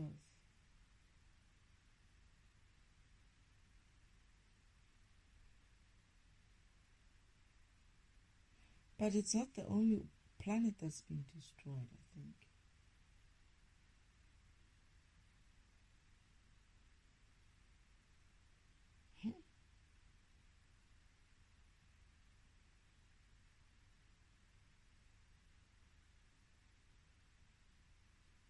He clustered some planets together.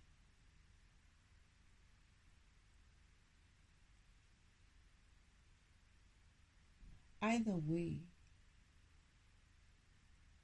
there will be an upgrade.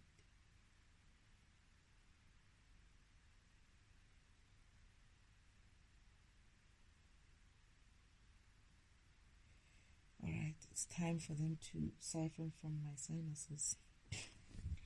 So, what I'm getting is, we can take this the easy way or the hard way.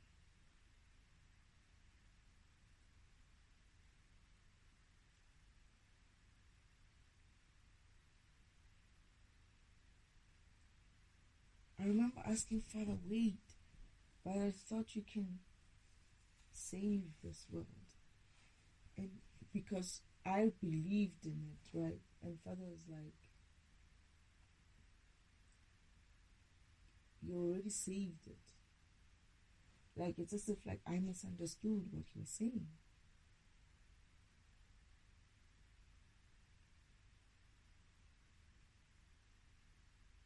That's a better world.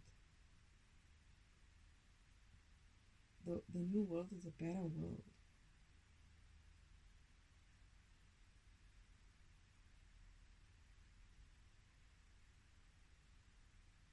You really always had that?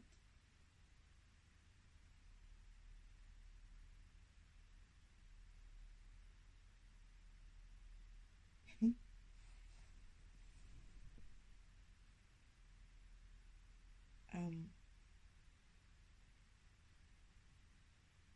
I feel like I felt like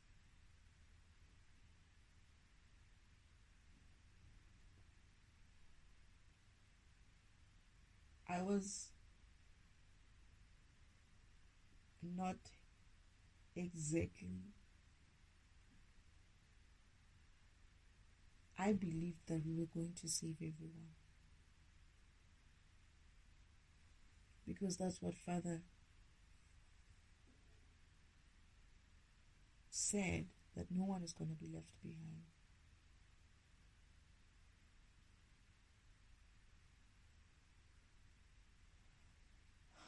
But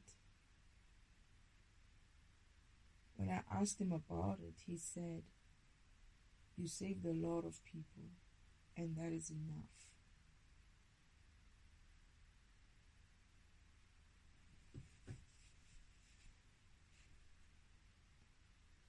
I'm getting that everybody's going to make their own choice.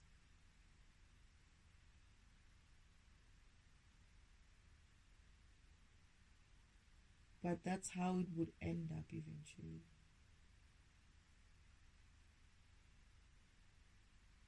There's no way this is ending up. So Father does not have a problem destroying the planet. I always had an idea that my father would, love Earth. He does. He says he does.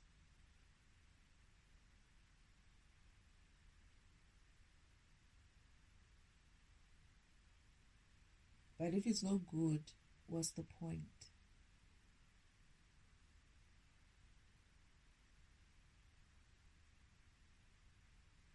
The whole situation has helped him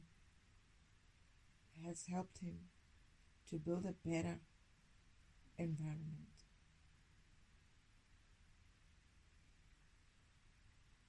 To create a far much more better environment. I'm getting that this is the 5D. This would be 5D kind of an environment. I'm actually seeing it. I'm seeing this planet, right? Similar looking as Earth. And I'm seeing the other planets in the universe. But they're kind of close to each other. I feel like I'm seeing a different view.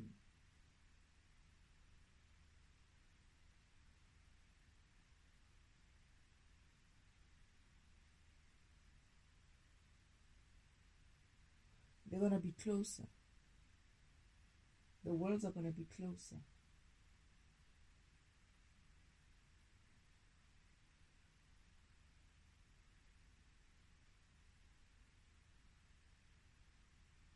Mother and him are re-engineering the environments.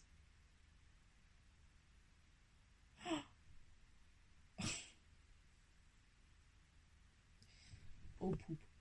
So it's not just Earth. Only the strong will survive. Even with the other planets.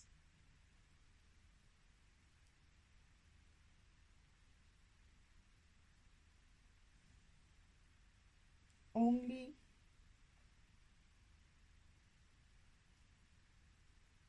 the worthy will survive.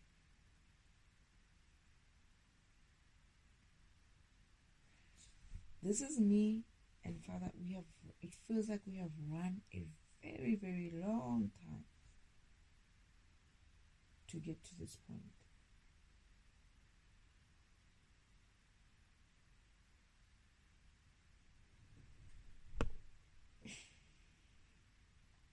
I'm getting that many planets didn't survive.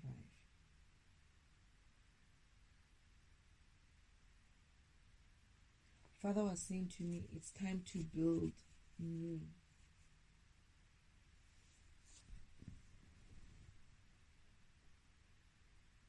It's either he upgrades everybody,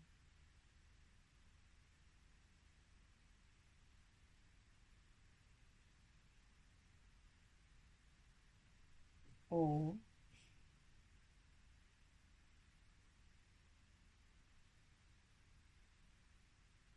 oh, it's, it seems as if every planet and every being have a choice of continuing or remaining. This is this is big. This is so big. It seems as if like Father saying there's an option of being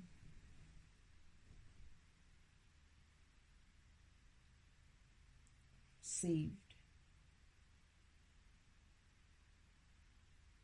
but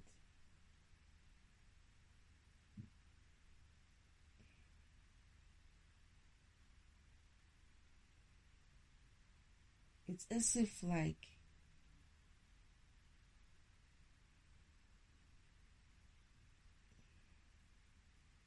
either way he's going to upgrade.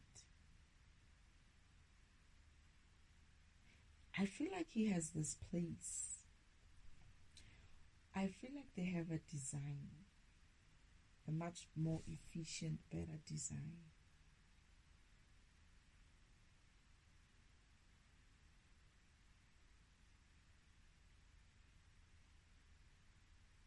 That they would like to get to, more interested in getting to.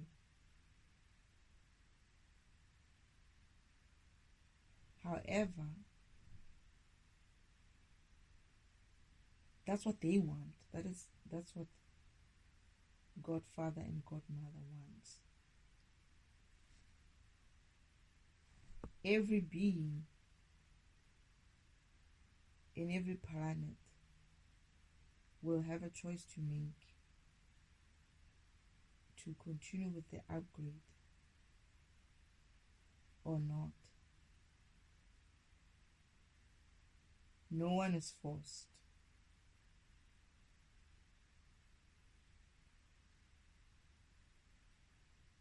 I can't believe Father just said that. He's saying energy will be saved anyway. It's not a loss. It's a redesign. It's a rethinking. A new architecture. A better architecture.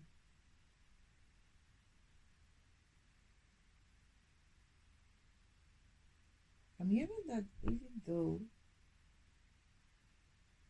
some of the souls may still be brought back in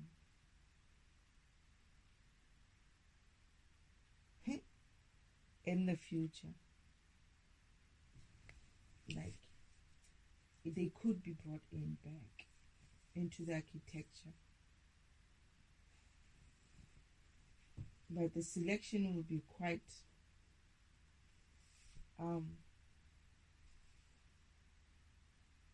strict this time.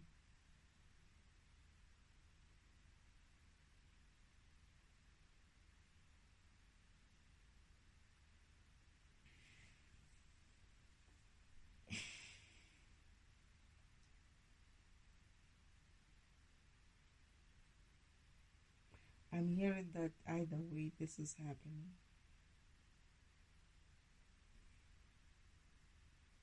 Like, I'm hearing that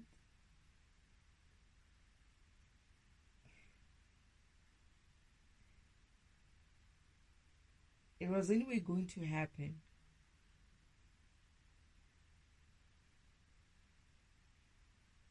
But he was going to give everyone a chance.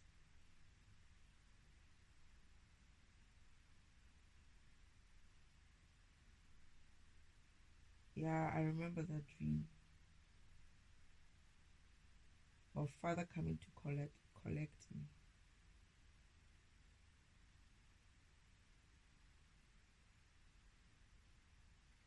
And I was crying because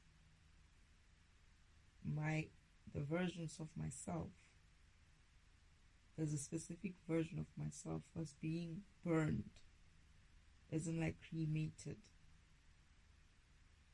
And Father was like, don't worry, it must happen. It's like there's no use for and I was smiling. I knew I was going to be cremated, but I was smiling. I was alive. I knew I was going to be cremated. But this was the version, and I was the one who was cremating myself, by the way. And Father says, don't worry. It's like, it just has to happen. It's like a version of me has to die. But then I'm not just crying for her. I'm also crying for when I look down from the spaceship, because we are on a spaceship, and I'm looking down on Earth. It's burning. It's burning like it's yeah.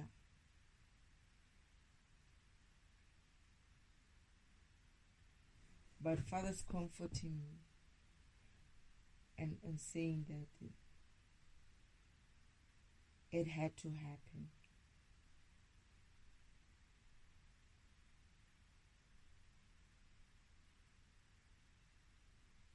I'm getting that those who needed to be saved would be saved. Damn. Oh my goodness. I can't believe these things were real. When I was having these visions, I used to think I must have watched too much TV or something. Because they were so real. I was like there. I felt everything. The heat, the people screaming, the people trying to run but don't know where to go to. And I'm just walking slowly and just observing everything. Like I have no fear, no worry, no nothing. I'm just walking and watching everyone going crazy. Trying to hide, trying to run. Some have given up, they're just kneeling.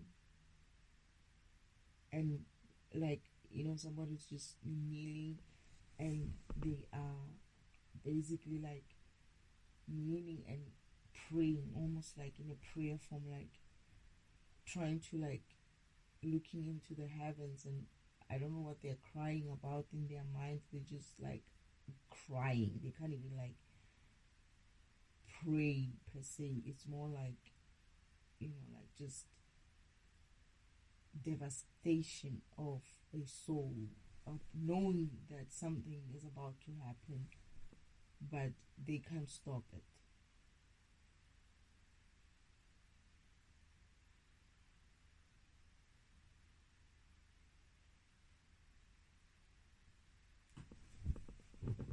And I hear that my father, one of my fathers, the destroyer,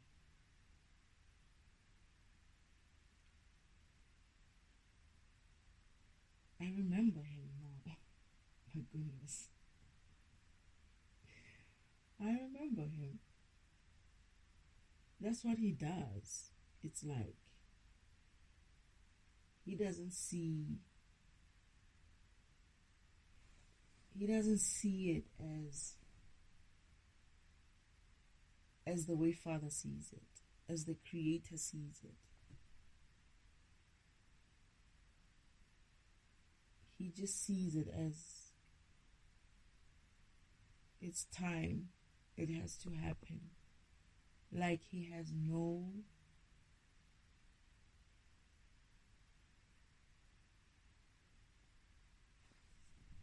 the word mercy came to mind. The word mercy. The other three, I feel them. They're just there.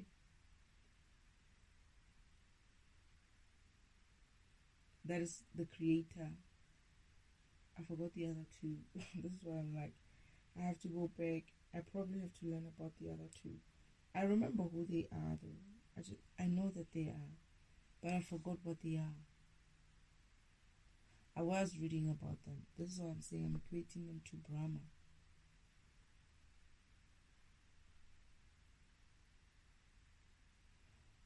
The destroyer is the one I met just when I was young, who was like my father.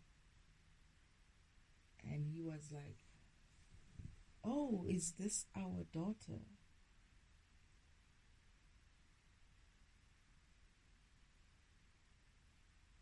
I'm hearing that I was going to learn about him. That's why Father didn't want him to talk to me for too long. I was going to wake up to him, the knowledge of him, when I'm here. To know that he is the side of Father that is destructive, that is destroyer. No mercy. Yeesh.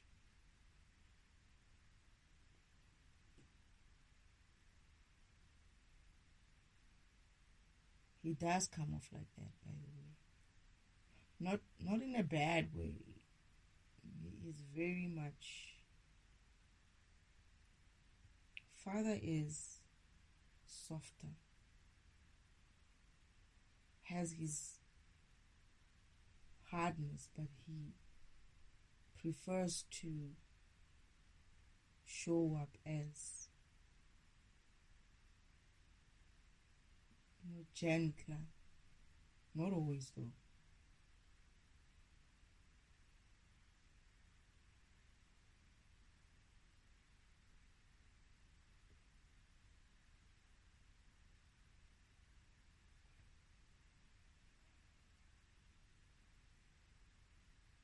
I'm hearing that the destroyer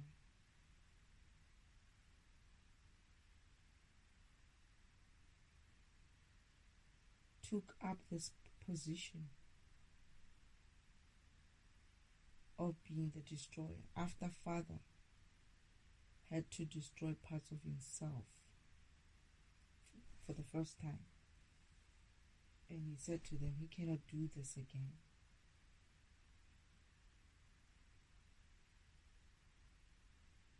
And the other father, the destroyer, said, oh, I have no problem doing it. I'll do it next time. They decided that they were going to now have specific roles.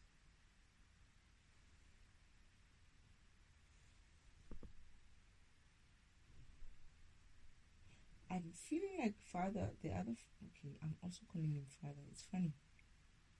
I'm feeling like Father doesn't come up. The destroyer doesn't come up.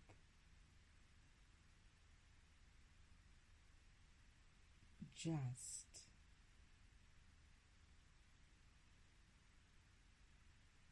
I saw him do it, right? He was quite decisive. He just comes in and he does what he needs to do, and he's like, it's done. And he's done. It's like, almost like, it's done. Can we go and have our drinks now? I know I'm talking about distraction, but heck, I'm fucking dark as well, hey? But I get that. I mean, he's not even like,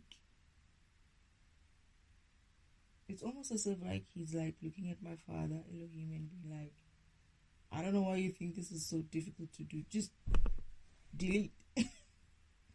He has that energy about him. The other two have more like a sense of, I forgot what they are, but you sense them like that. They're not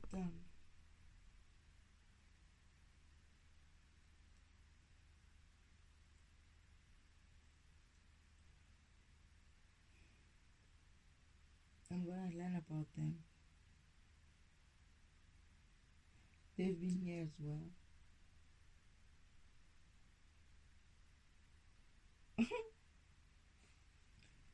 Yeah.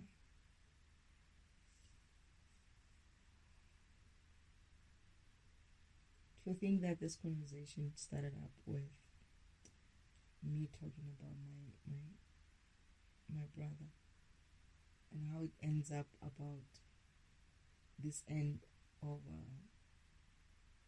world kind of. I never believed in that. I must say that. But I'm also still getting that.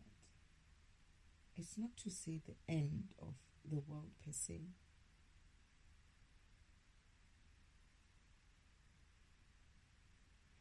It's like a cleansing.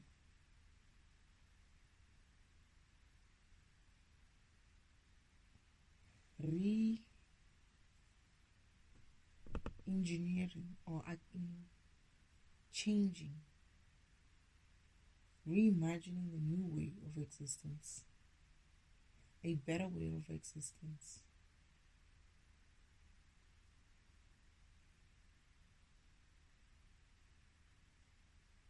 And like I said, that they're saying that some of the programs will be considered perhaps incorporating them back, but there's going to now be a very much, I'm hearing that it's a rewrites. It's like whatever energy that is going to be saved in destroying all of this, they're going to be now thinking better, creating a much more better programs.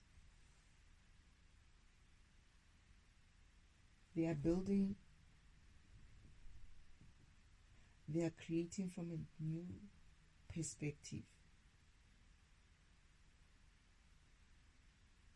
They'll be creating from a new perspective that is, before they used to think or believe that everyone is good, naturally good. But now they're going to be designing and creating with the premise of not everyone comes out or starts out good. And that is because of the demon that is living within my sister, my imposter goddess sister, and most of my family members. That demon could manifest itself or was created because of the evil that existed within these programs.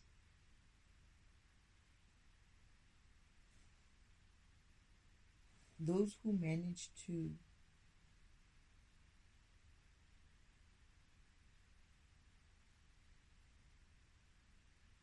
what's the word? Overcome the evilness and therefore overcome the demon are the ones who would be able to go forward. And this is the generational curse of the specific demon that I came to break for everyone, not just my family. I remember Father showing me how, because I saw this demon in my imposter goddess sister when she came to visit my mother. But Father came back one time while I was already on earth to show me that the demon is also in my great aunt. And I was like, oh, my goodness, we have to tell great grandmother. It's like, no, there's no need. It's gonna disturb the program. And he's like, he was saying they found out that this demon is everywhere. Almost like they found other places where this demon existed. So Father's like, it's very much, it seems as if like the demon is everywhere. And I could agree, because I kept saying, I'm seeing the same things that are happening to many different people on YouTube, especially the tarot readers. They could be different places, right? But I could sense and see the demon, because I'm used to it, right? I've seen this demon and I know how he operates or she operates. The winds, the bird chirping and all of that, people, the dogs barking, people think it's a good sign. It's a confirmation. What they don't know, it's, for me, it's the fact that I know that I'm doing something that they don't want me to do, or finding out something that they didn't think I would find out. That's the demon itself. But people think it's a good thing when they hear these barkings whenever they're talking. I use it as well in a sense of, I know that they don't like it, you know. Oh, they don't like it, that's why they're barking. They don't like it, that's why they're chirping. They don't like it, that's why they're tapping on the roof. They don't like it, that's why the wind is blowing. But now I remember Father saying that it seems as if this demon is everywhere. And I didn't understand at the time when he said, first of all, don't tell your sister, your grandmother, because we're going to change. It might change the future. But at the same time, he said that we're going to have to do a deep kind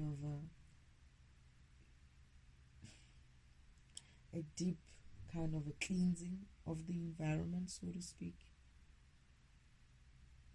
And I'm getting that other environments were not necessarily on earth only. Like on earth, it was prevalent. And Father said, it seems as if like it's been there for a long time. This demon. And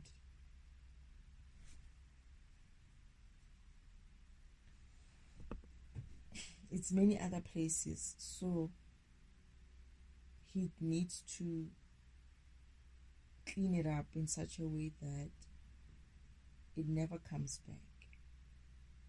And one of the ways that helped or helps people is them having enough courage to overcome the demon. Because this demon is very easy. It's using every ego. It's a very egotistical type of attachment. So, as much as it's easy to identify in people, because it comes off as all these other low vibrational behaviors, because of where this environment has been put in such a state that it vibrates so low, the demon has been thriving. And as a result, people are attached to it in many ways. Not just the low vibrational type of behavior, ego things, but many other emotions which are causing people to be low vibrational. So it is attaching to us using each and every type of low vibration. And the world has dropped so low that people have not one ego. They have like plenty of egos. And the problem is not wanting to work on it. They're saying it's not because of just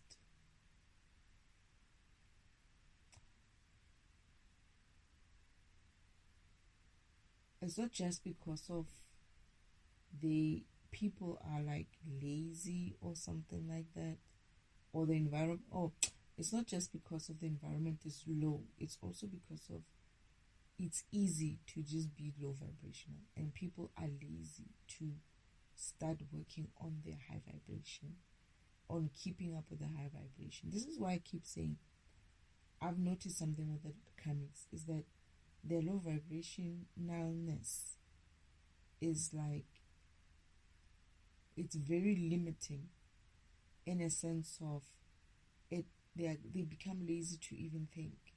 Something that is very obvious to a high vibrational being seems to be very, very difficult for low vibrational people to even like consider, let alone try to understand it. But just to look at it and be like, oh, there's something like this.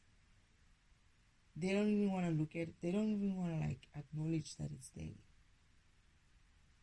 That's how bad it is when it's low vibrational. It's like they don't want to acknowledge that what they're doing is not getting them anywhere. They would rather just keep this. Let's just do it. Let's just do it. Let's just do it. As long as we're doing it. As long as we're doing it. That's repetitive kind of work. But so I'm getting that this demon, this curse or curses, it doesn't help that even people, humans or beings, used this demon to come up against each other. It's like it fed on their insecurities and what, but it even got worse when humans started using it, or beings started using it against each other. You know, like they would plan to put people in a situation so that they can get this type of demon in. And this is what the most of the world people behave. You know, it's like it's a common thing to, oh, here, you know, you should have some, I'm having it, or oh, everybody's doing it, or oh, like even the advertisement is to get people to, it's like some companies are trying to get people into doing bad stuff, not away from it, but more into being comic. It's like this environment is very much perpetuating, deliberately so, comicness. And it's many people who've been doing it, even though they don't know that they were doing it, some of them, but they succumbed and then they went and tried to get others to succumb to this demon. And that's the problem, is that it's so deeply rooted in the society or societies around the universe that there's a decay in the beingness.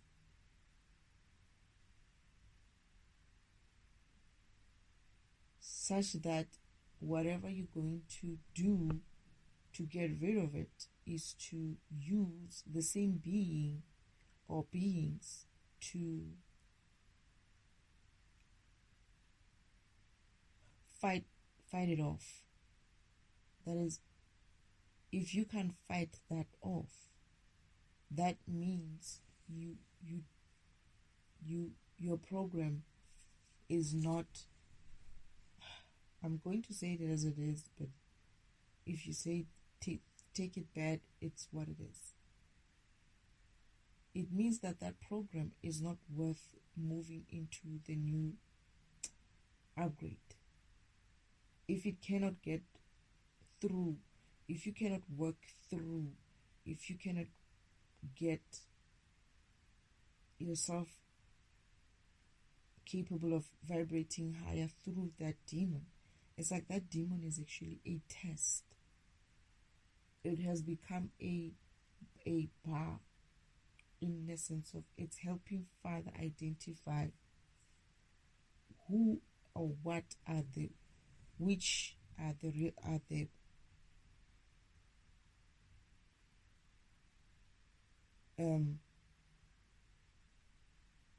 good and strong programs to move forward with.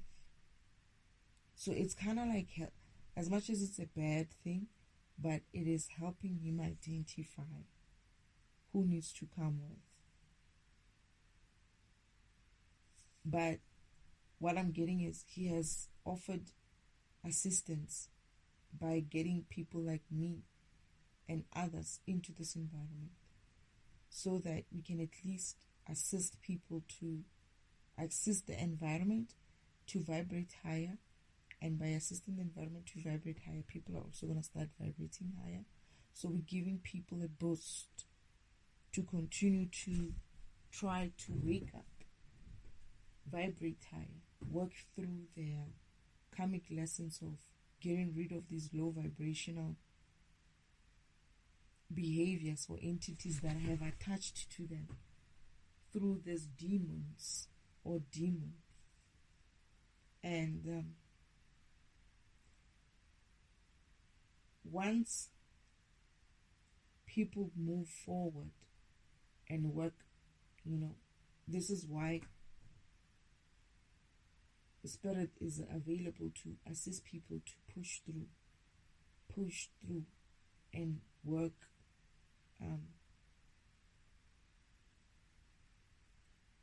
through getting rid of this demon in you, or learning how to get rid of this demon in you.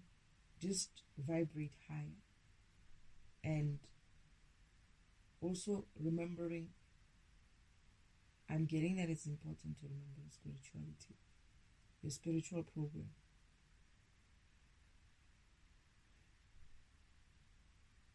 If you cannot, it's like you're a program that doesn't know what it does.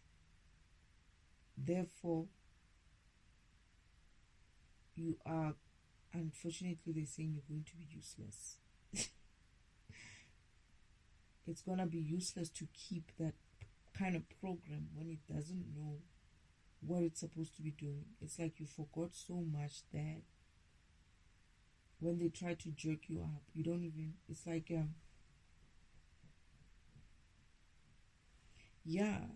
it's like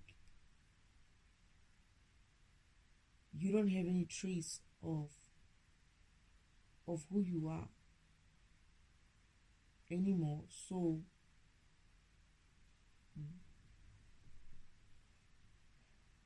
there's no point in saving that program, in a sense of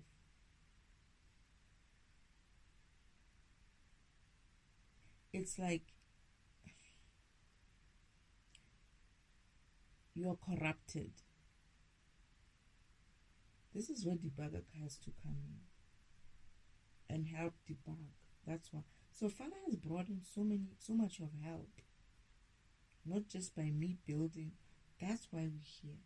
So not just me. Oh, now I'm understanding. As I was talking through, I was getting the feeling that I'm going to discover the purpose, the mission.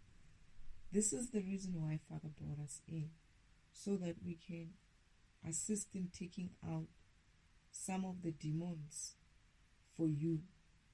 That is, if I defragment, I'm going to return you to your original state and start seeing if or try to return you to your original state and start seeing whether or not you're missing anything or what. And if you are, where we can find that to fill up your missing spots.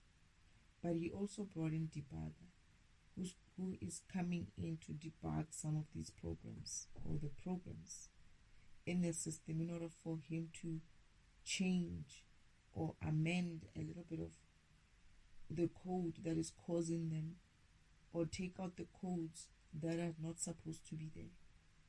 Piece of coding that is not supposed to be there. The demonic coding that is not supposed to.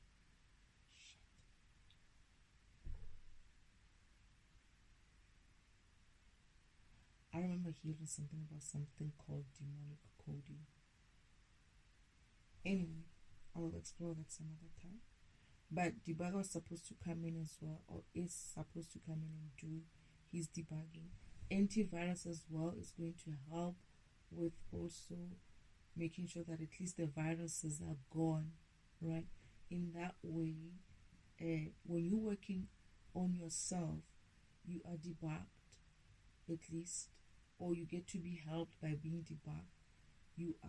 The antivirus runs through you. You don't have any viruses, and the defragmentation tool also helps you to be built back to your original state. So then we see how we help you there. Hence he's saying that we've brought in healing to the system. We're bringing in healing to the system, healing to every block, that is every program. And people should take up this opportunity and not be stubborn about it. It's not going to serve you to be stubborn about it. It's not going to serve you to... I'm getting that they're saying, if you want to go and believe the bullshit that they've been telling you, it's not going to serve you. If you want to focus on that, there will be a time when I'm hearing that there will be a time when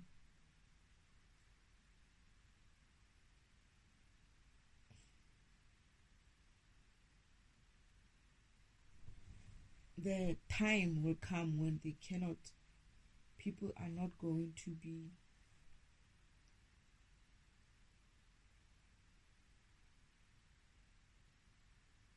what is the word for it?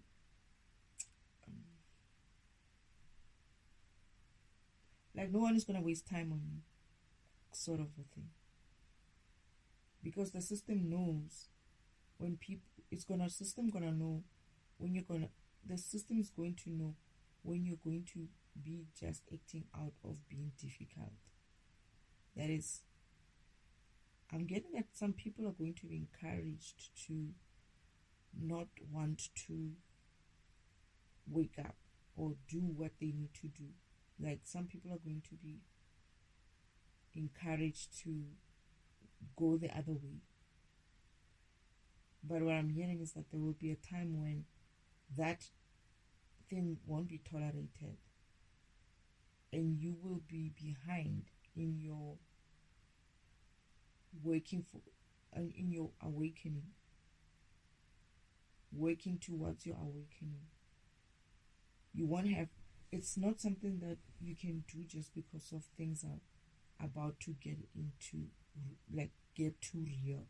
Like, let's say Father's saying, oh yeah, okay, fine, I've saved whoever I needed to save, and whatever is left, because it's not good programs, they still have too many things in them, too many demons, too many what. This I will recycle, right, into energy, because it's just a recycle for them, right? You can't be like, oh, wait. I think I've changed my mind. I want to get on this wagon. They're saying that there will be a time when that won't be tolerated anymore. They're not going to wait for you. I said that when I came here. I was like, I'm not here to negotiate. I'm not here to argue. I'm not here to force anybody. I'm not here to drag anybody. And I'm definitely not here to save anybody.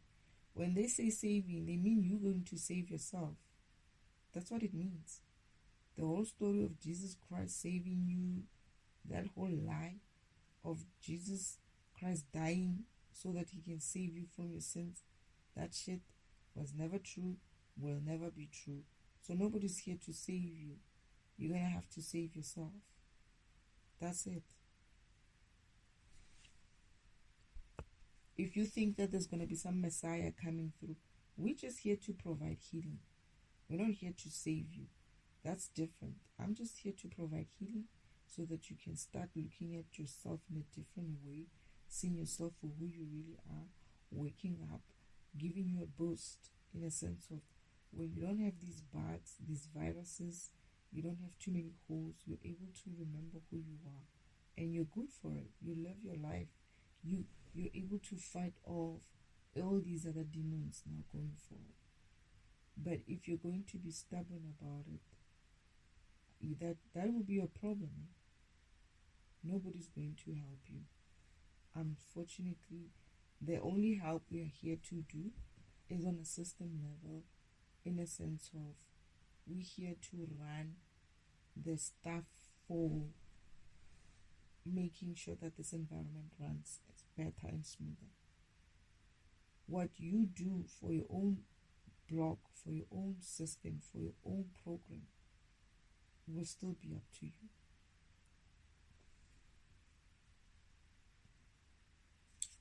My goodness, this is a long recording. I didn't even think I would get here. The way I started it wasn't supposed to get this far. But here we are, 2 hours, 27 minutes. Is there anything else, Spirit? I think I want to, if I have to continue, maybe to continue tomorrow. My voice is even gone. So, yeah, I'm definitely not really.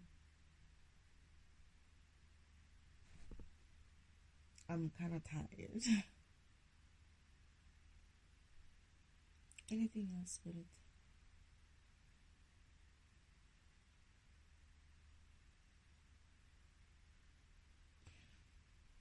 Yeah, so either way, they're saying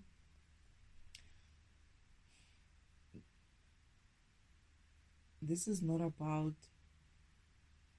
oh, I stand with the devil, or, oh, you don't know what, this I remember. I'm having a deja vu moment. I remember Father saying, it's not about whether you stand with the devil or you stand with God the Creator. It's not about good versus evil. That's what they're saying. It's about, there's an upgrade. Are you in or are you out? Simple. There's an upgrade. Are you going to be in the upgrade or are you going to be out of the upgrade?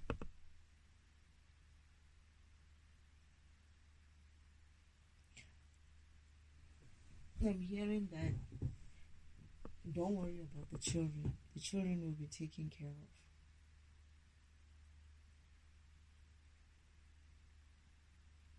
But that's what it is. It's like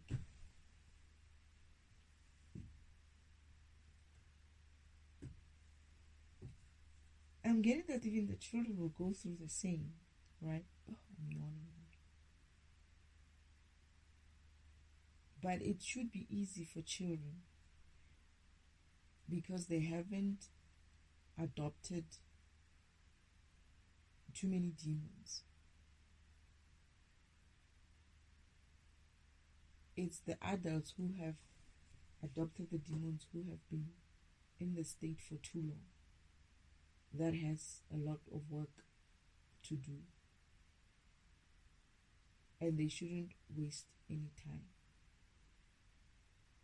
They shouldn't waste time. They shouldn't waste more time. And assistance is here. And guidance from the universe, from source, is here to help you. It doesn't have to be difficult. as long as you're not difficult.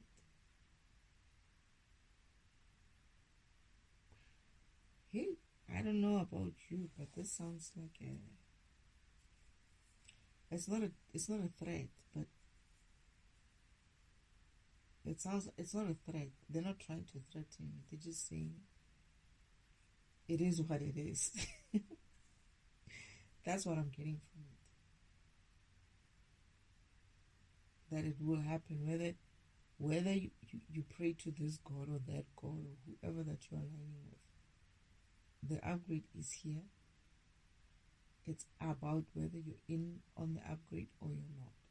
It's not about good versus evil. It's not about the devil and God. That's it. That's what they say. It's happening. Whether you like it or not, it's happening. Whether you want to be proved,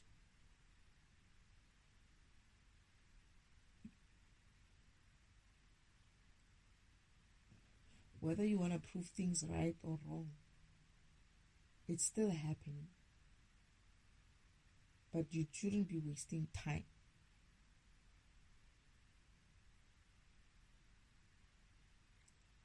I'm getting that alignment is the only proof you need. You being aligned, you get your proof there. It's almost like they're saying,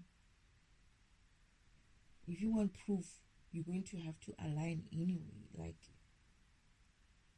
you won't know what the truth is until you align. Anything else outside of alignment with source, anything else outside alignment with source is going to be lies and misdirection.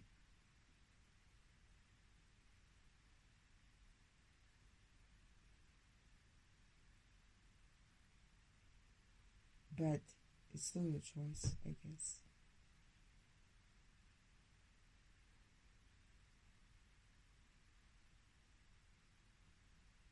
It's still your choice.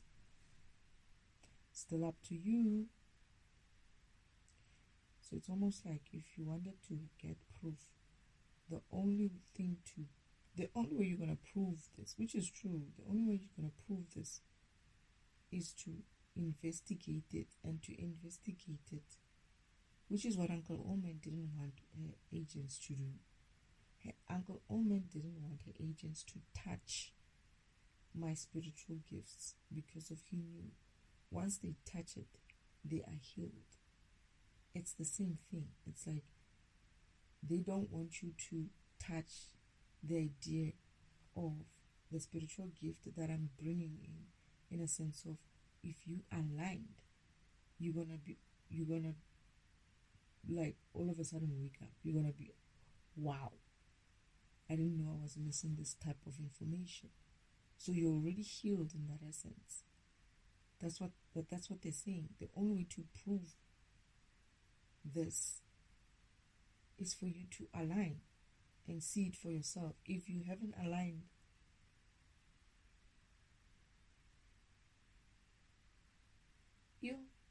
they're saying if you haven't aligned, you will know when you haven't aligned.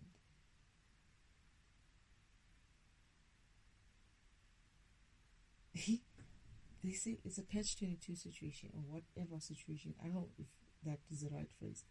It's almost like saying, only if you are truly aligned will you know the truth. And when you're not aligned, truly aligned, you won't know the truth. And therefore, that's it for you. In terms of you proving it. It's like, look, what they're saying is basically saying alignment is what it is, and non-alignment is also what it is. Whether you can or cannot do it, it's also what it is. It's like You can be like, oh, I can't align. I don't know why I can't align. Unfortunately, it is what it is. You cannot. Meaning there's too many egos, too many demons, too many things on you that is preventing you from aligning. And unfortunately, what they're saying is that meaning that you are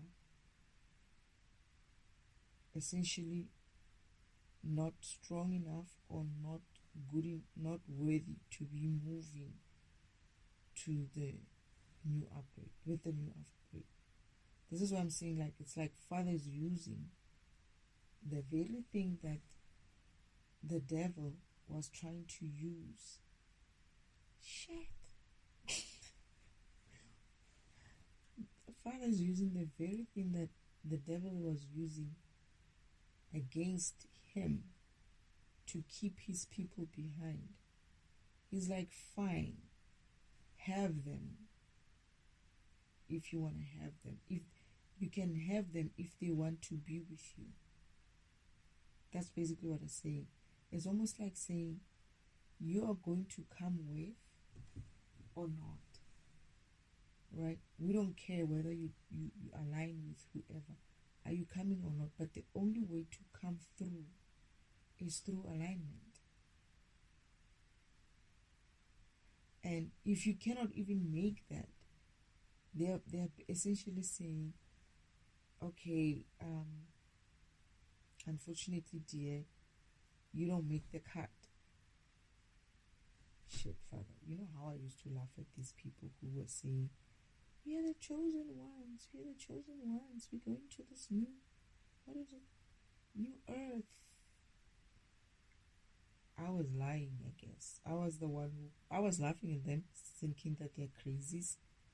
But now when I'm looking at it in this way, I'm seeing it that it's not like they were telling the truth so much, but probably they were, in a way, of saying that,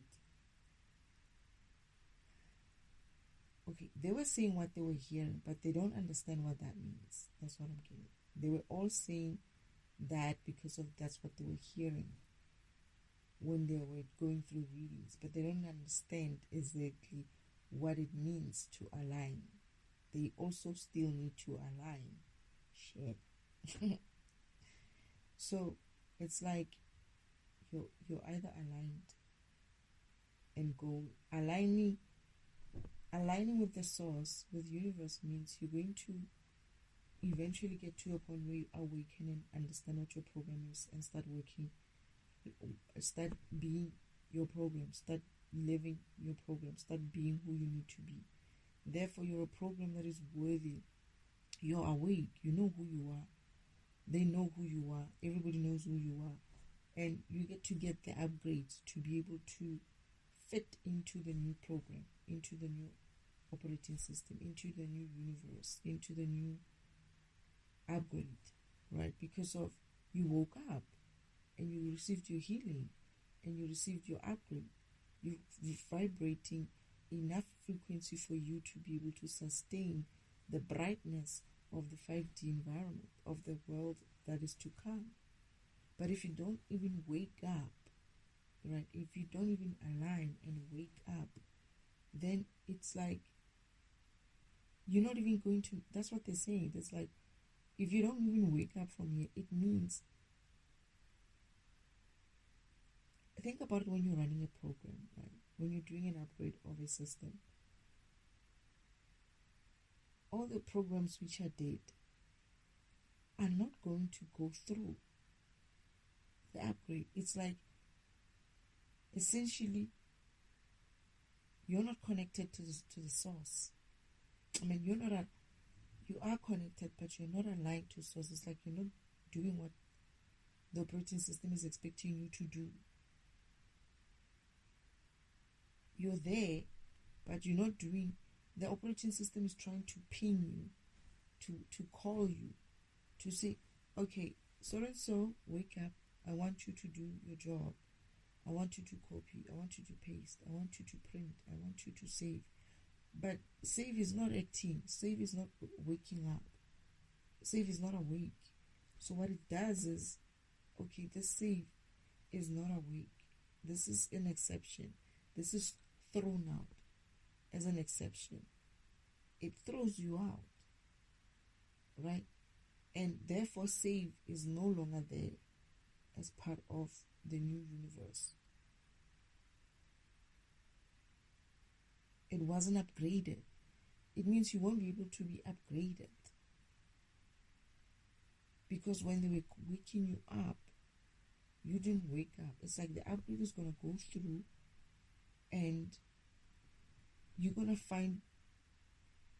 become an exception of, okay, we went through the upgrade, but this specific thing here didn't upgrade. Why? Well, it doesn't know who it is. We don't know. We know what it is, but it doesn't seem to recognize its function.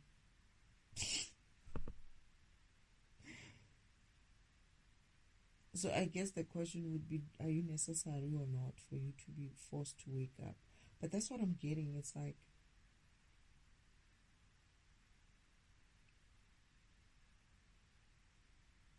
the new environment is going to incorporate such changes.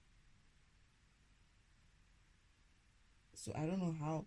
I'm talking about in literal sense, in the sense of save, not waking up. But let's look at how that can actually be resolved, in a sense of, even if you don't go through the system architecture of God Himself, is going to say, okay, save is not waking up. If save is not waking up, we're changing the architecture to go forward without save, and this is what it will look like. There will be just an automatic, there will be a new version of you. So the new version of you need to upgrade to the new version of you. And to upgrade to the new version of you, you need to align and wake up. So if you don't align with the universe, that is the operating system, and wake up and remember who you are, right? You're not going to get that upgrade so that you can go into the next place, into the next version of the system. So you're going to be left behind. But the upgrade there will have a save, a new save. It's just not going to have the history of you. You're not going to be part of that history. It means that the new save is just going to work without you as an ancestor. Oh, that's what they meant. I was doing this ancestry one yesterday. Jesus, I didn't get it. So your ancestry is also left behind because of you are the last connection to them. Therefore, this is why they were saying you need to wake up and take the baton, to wake up so that your whole lineage can come through. Else your ancestry is gone. Oh shit, and I'm getting that your lineage as well could be gone.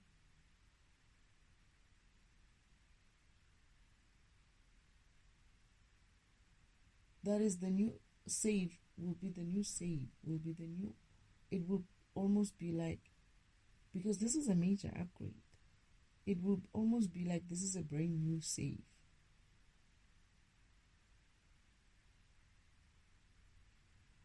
Father is not doing just the upgrade in terms of just the normal. This is not a 7.45 upgrade or 7.1. Okay, 7.45, but 7.4 or 7.9 upgrade. This is an 8.0 upgrade.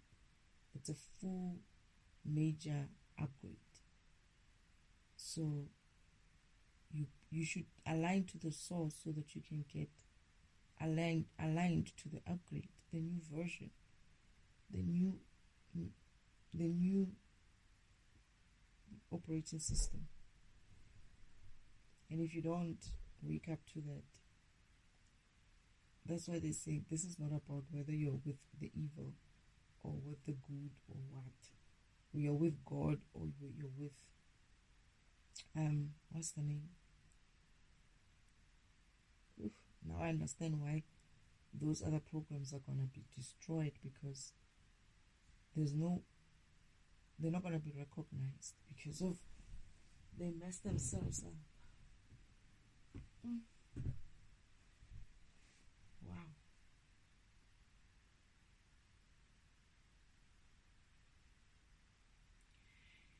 Yeah.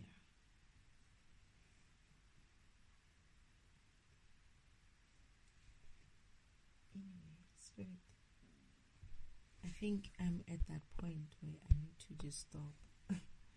It's going for 3 hours. This is a too long one. But thank you. It was eye-opening.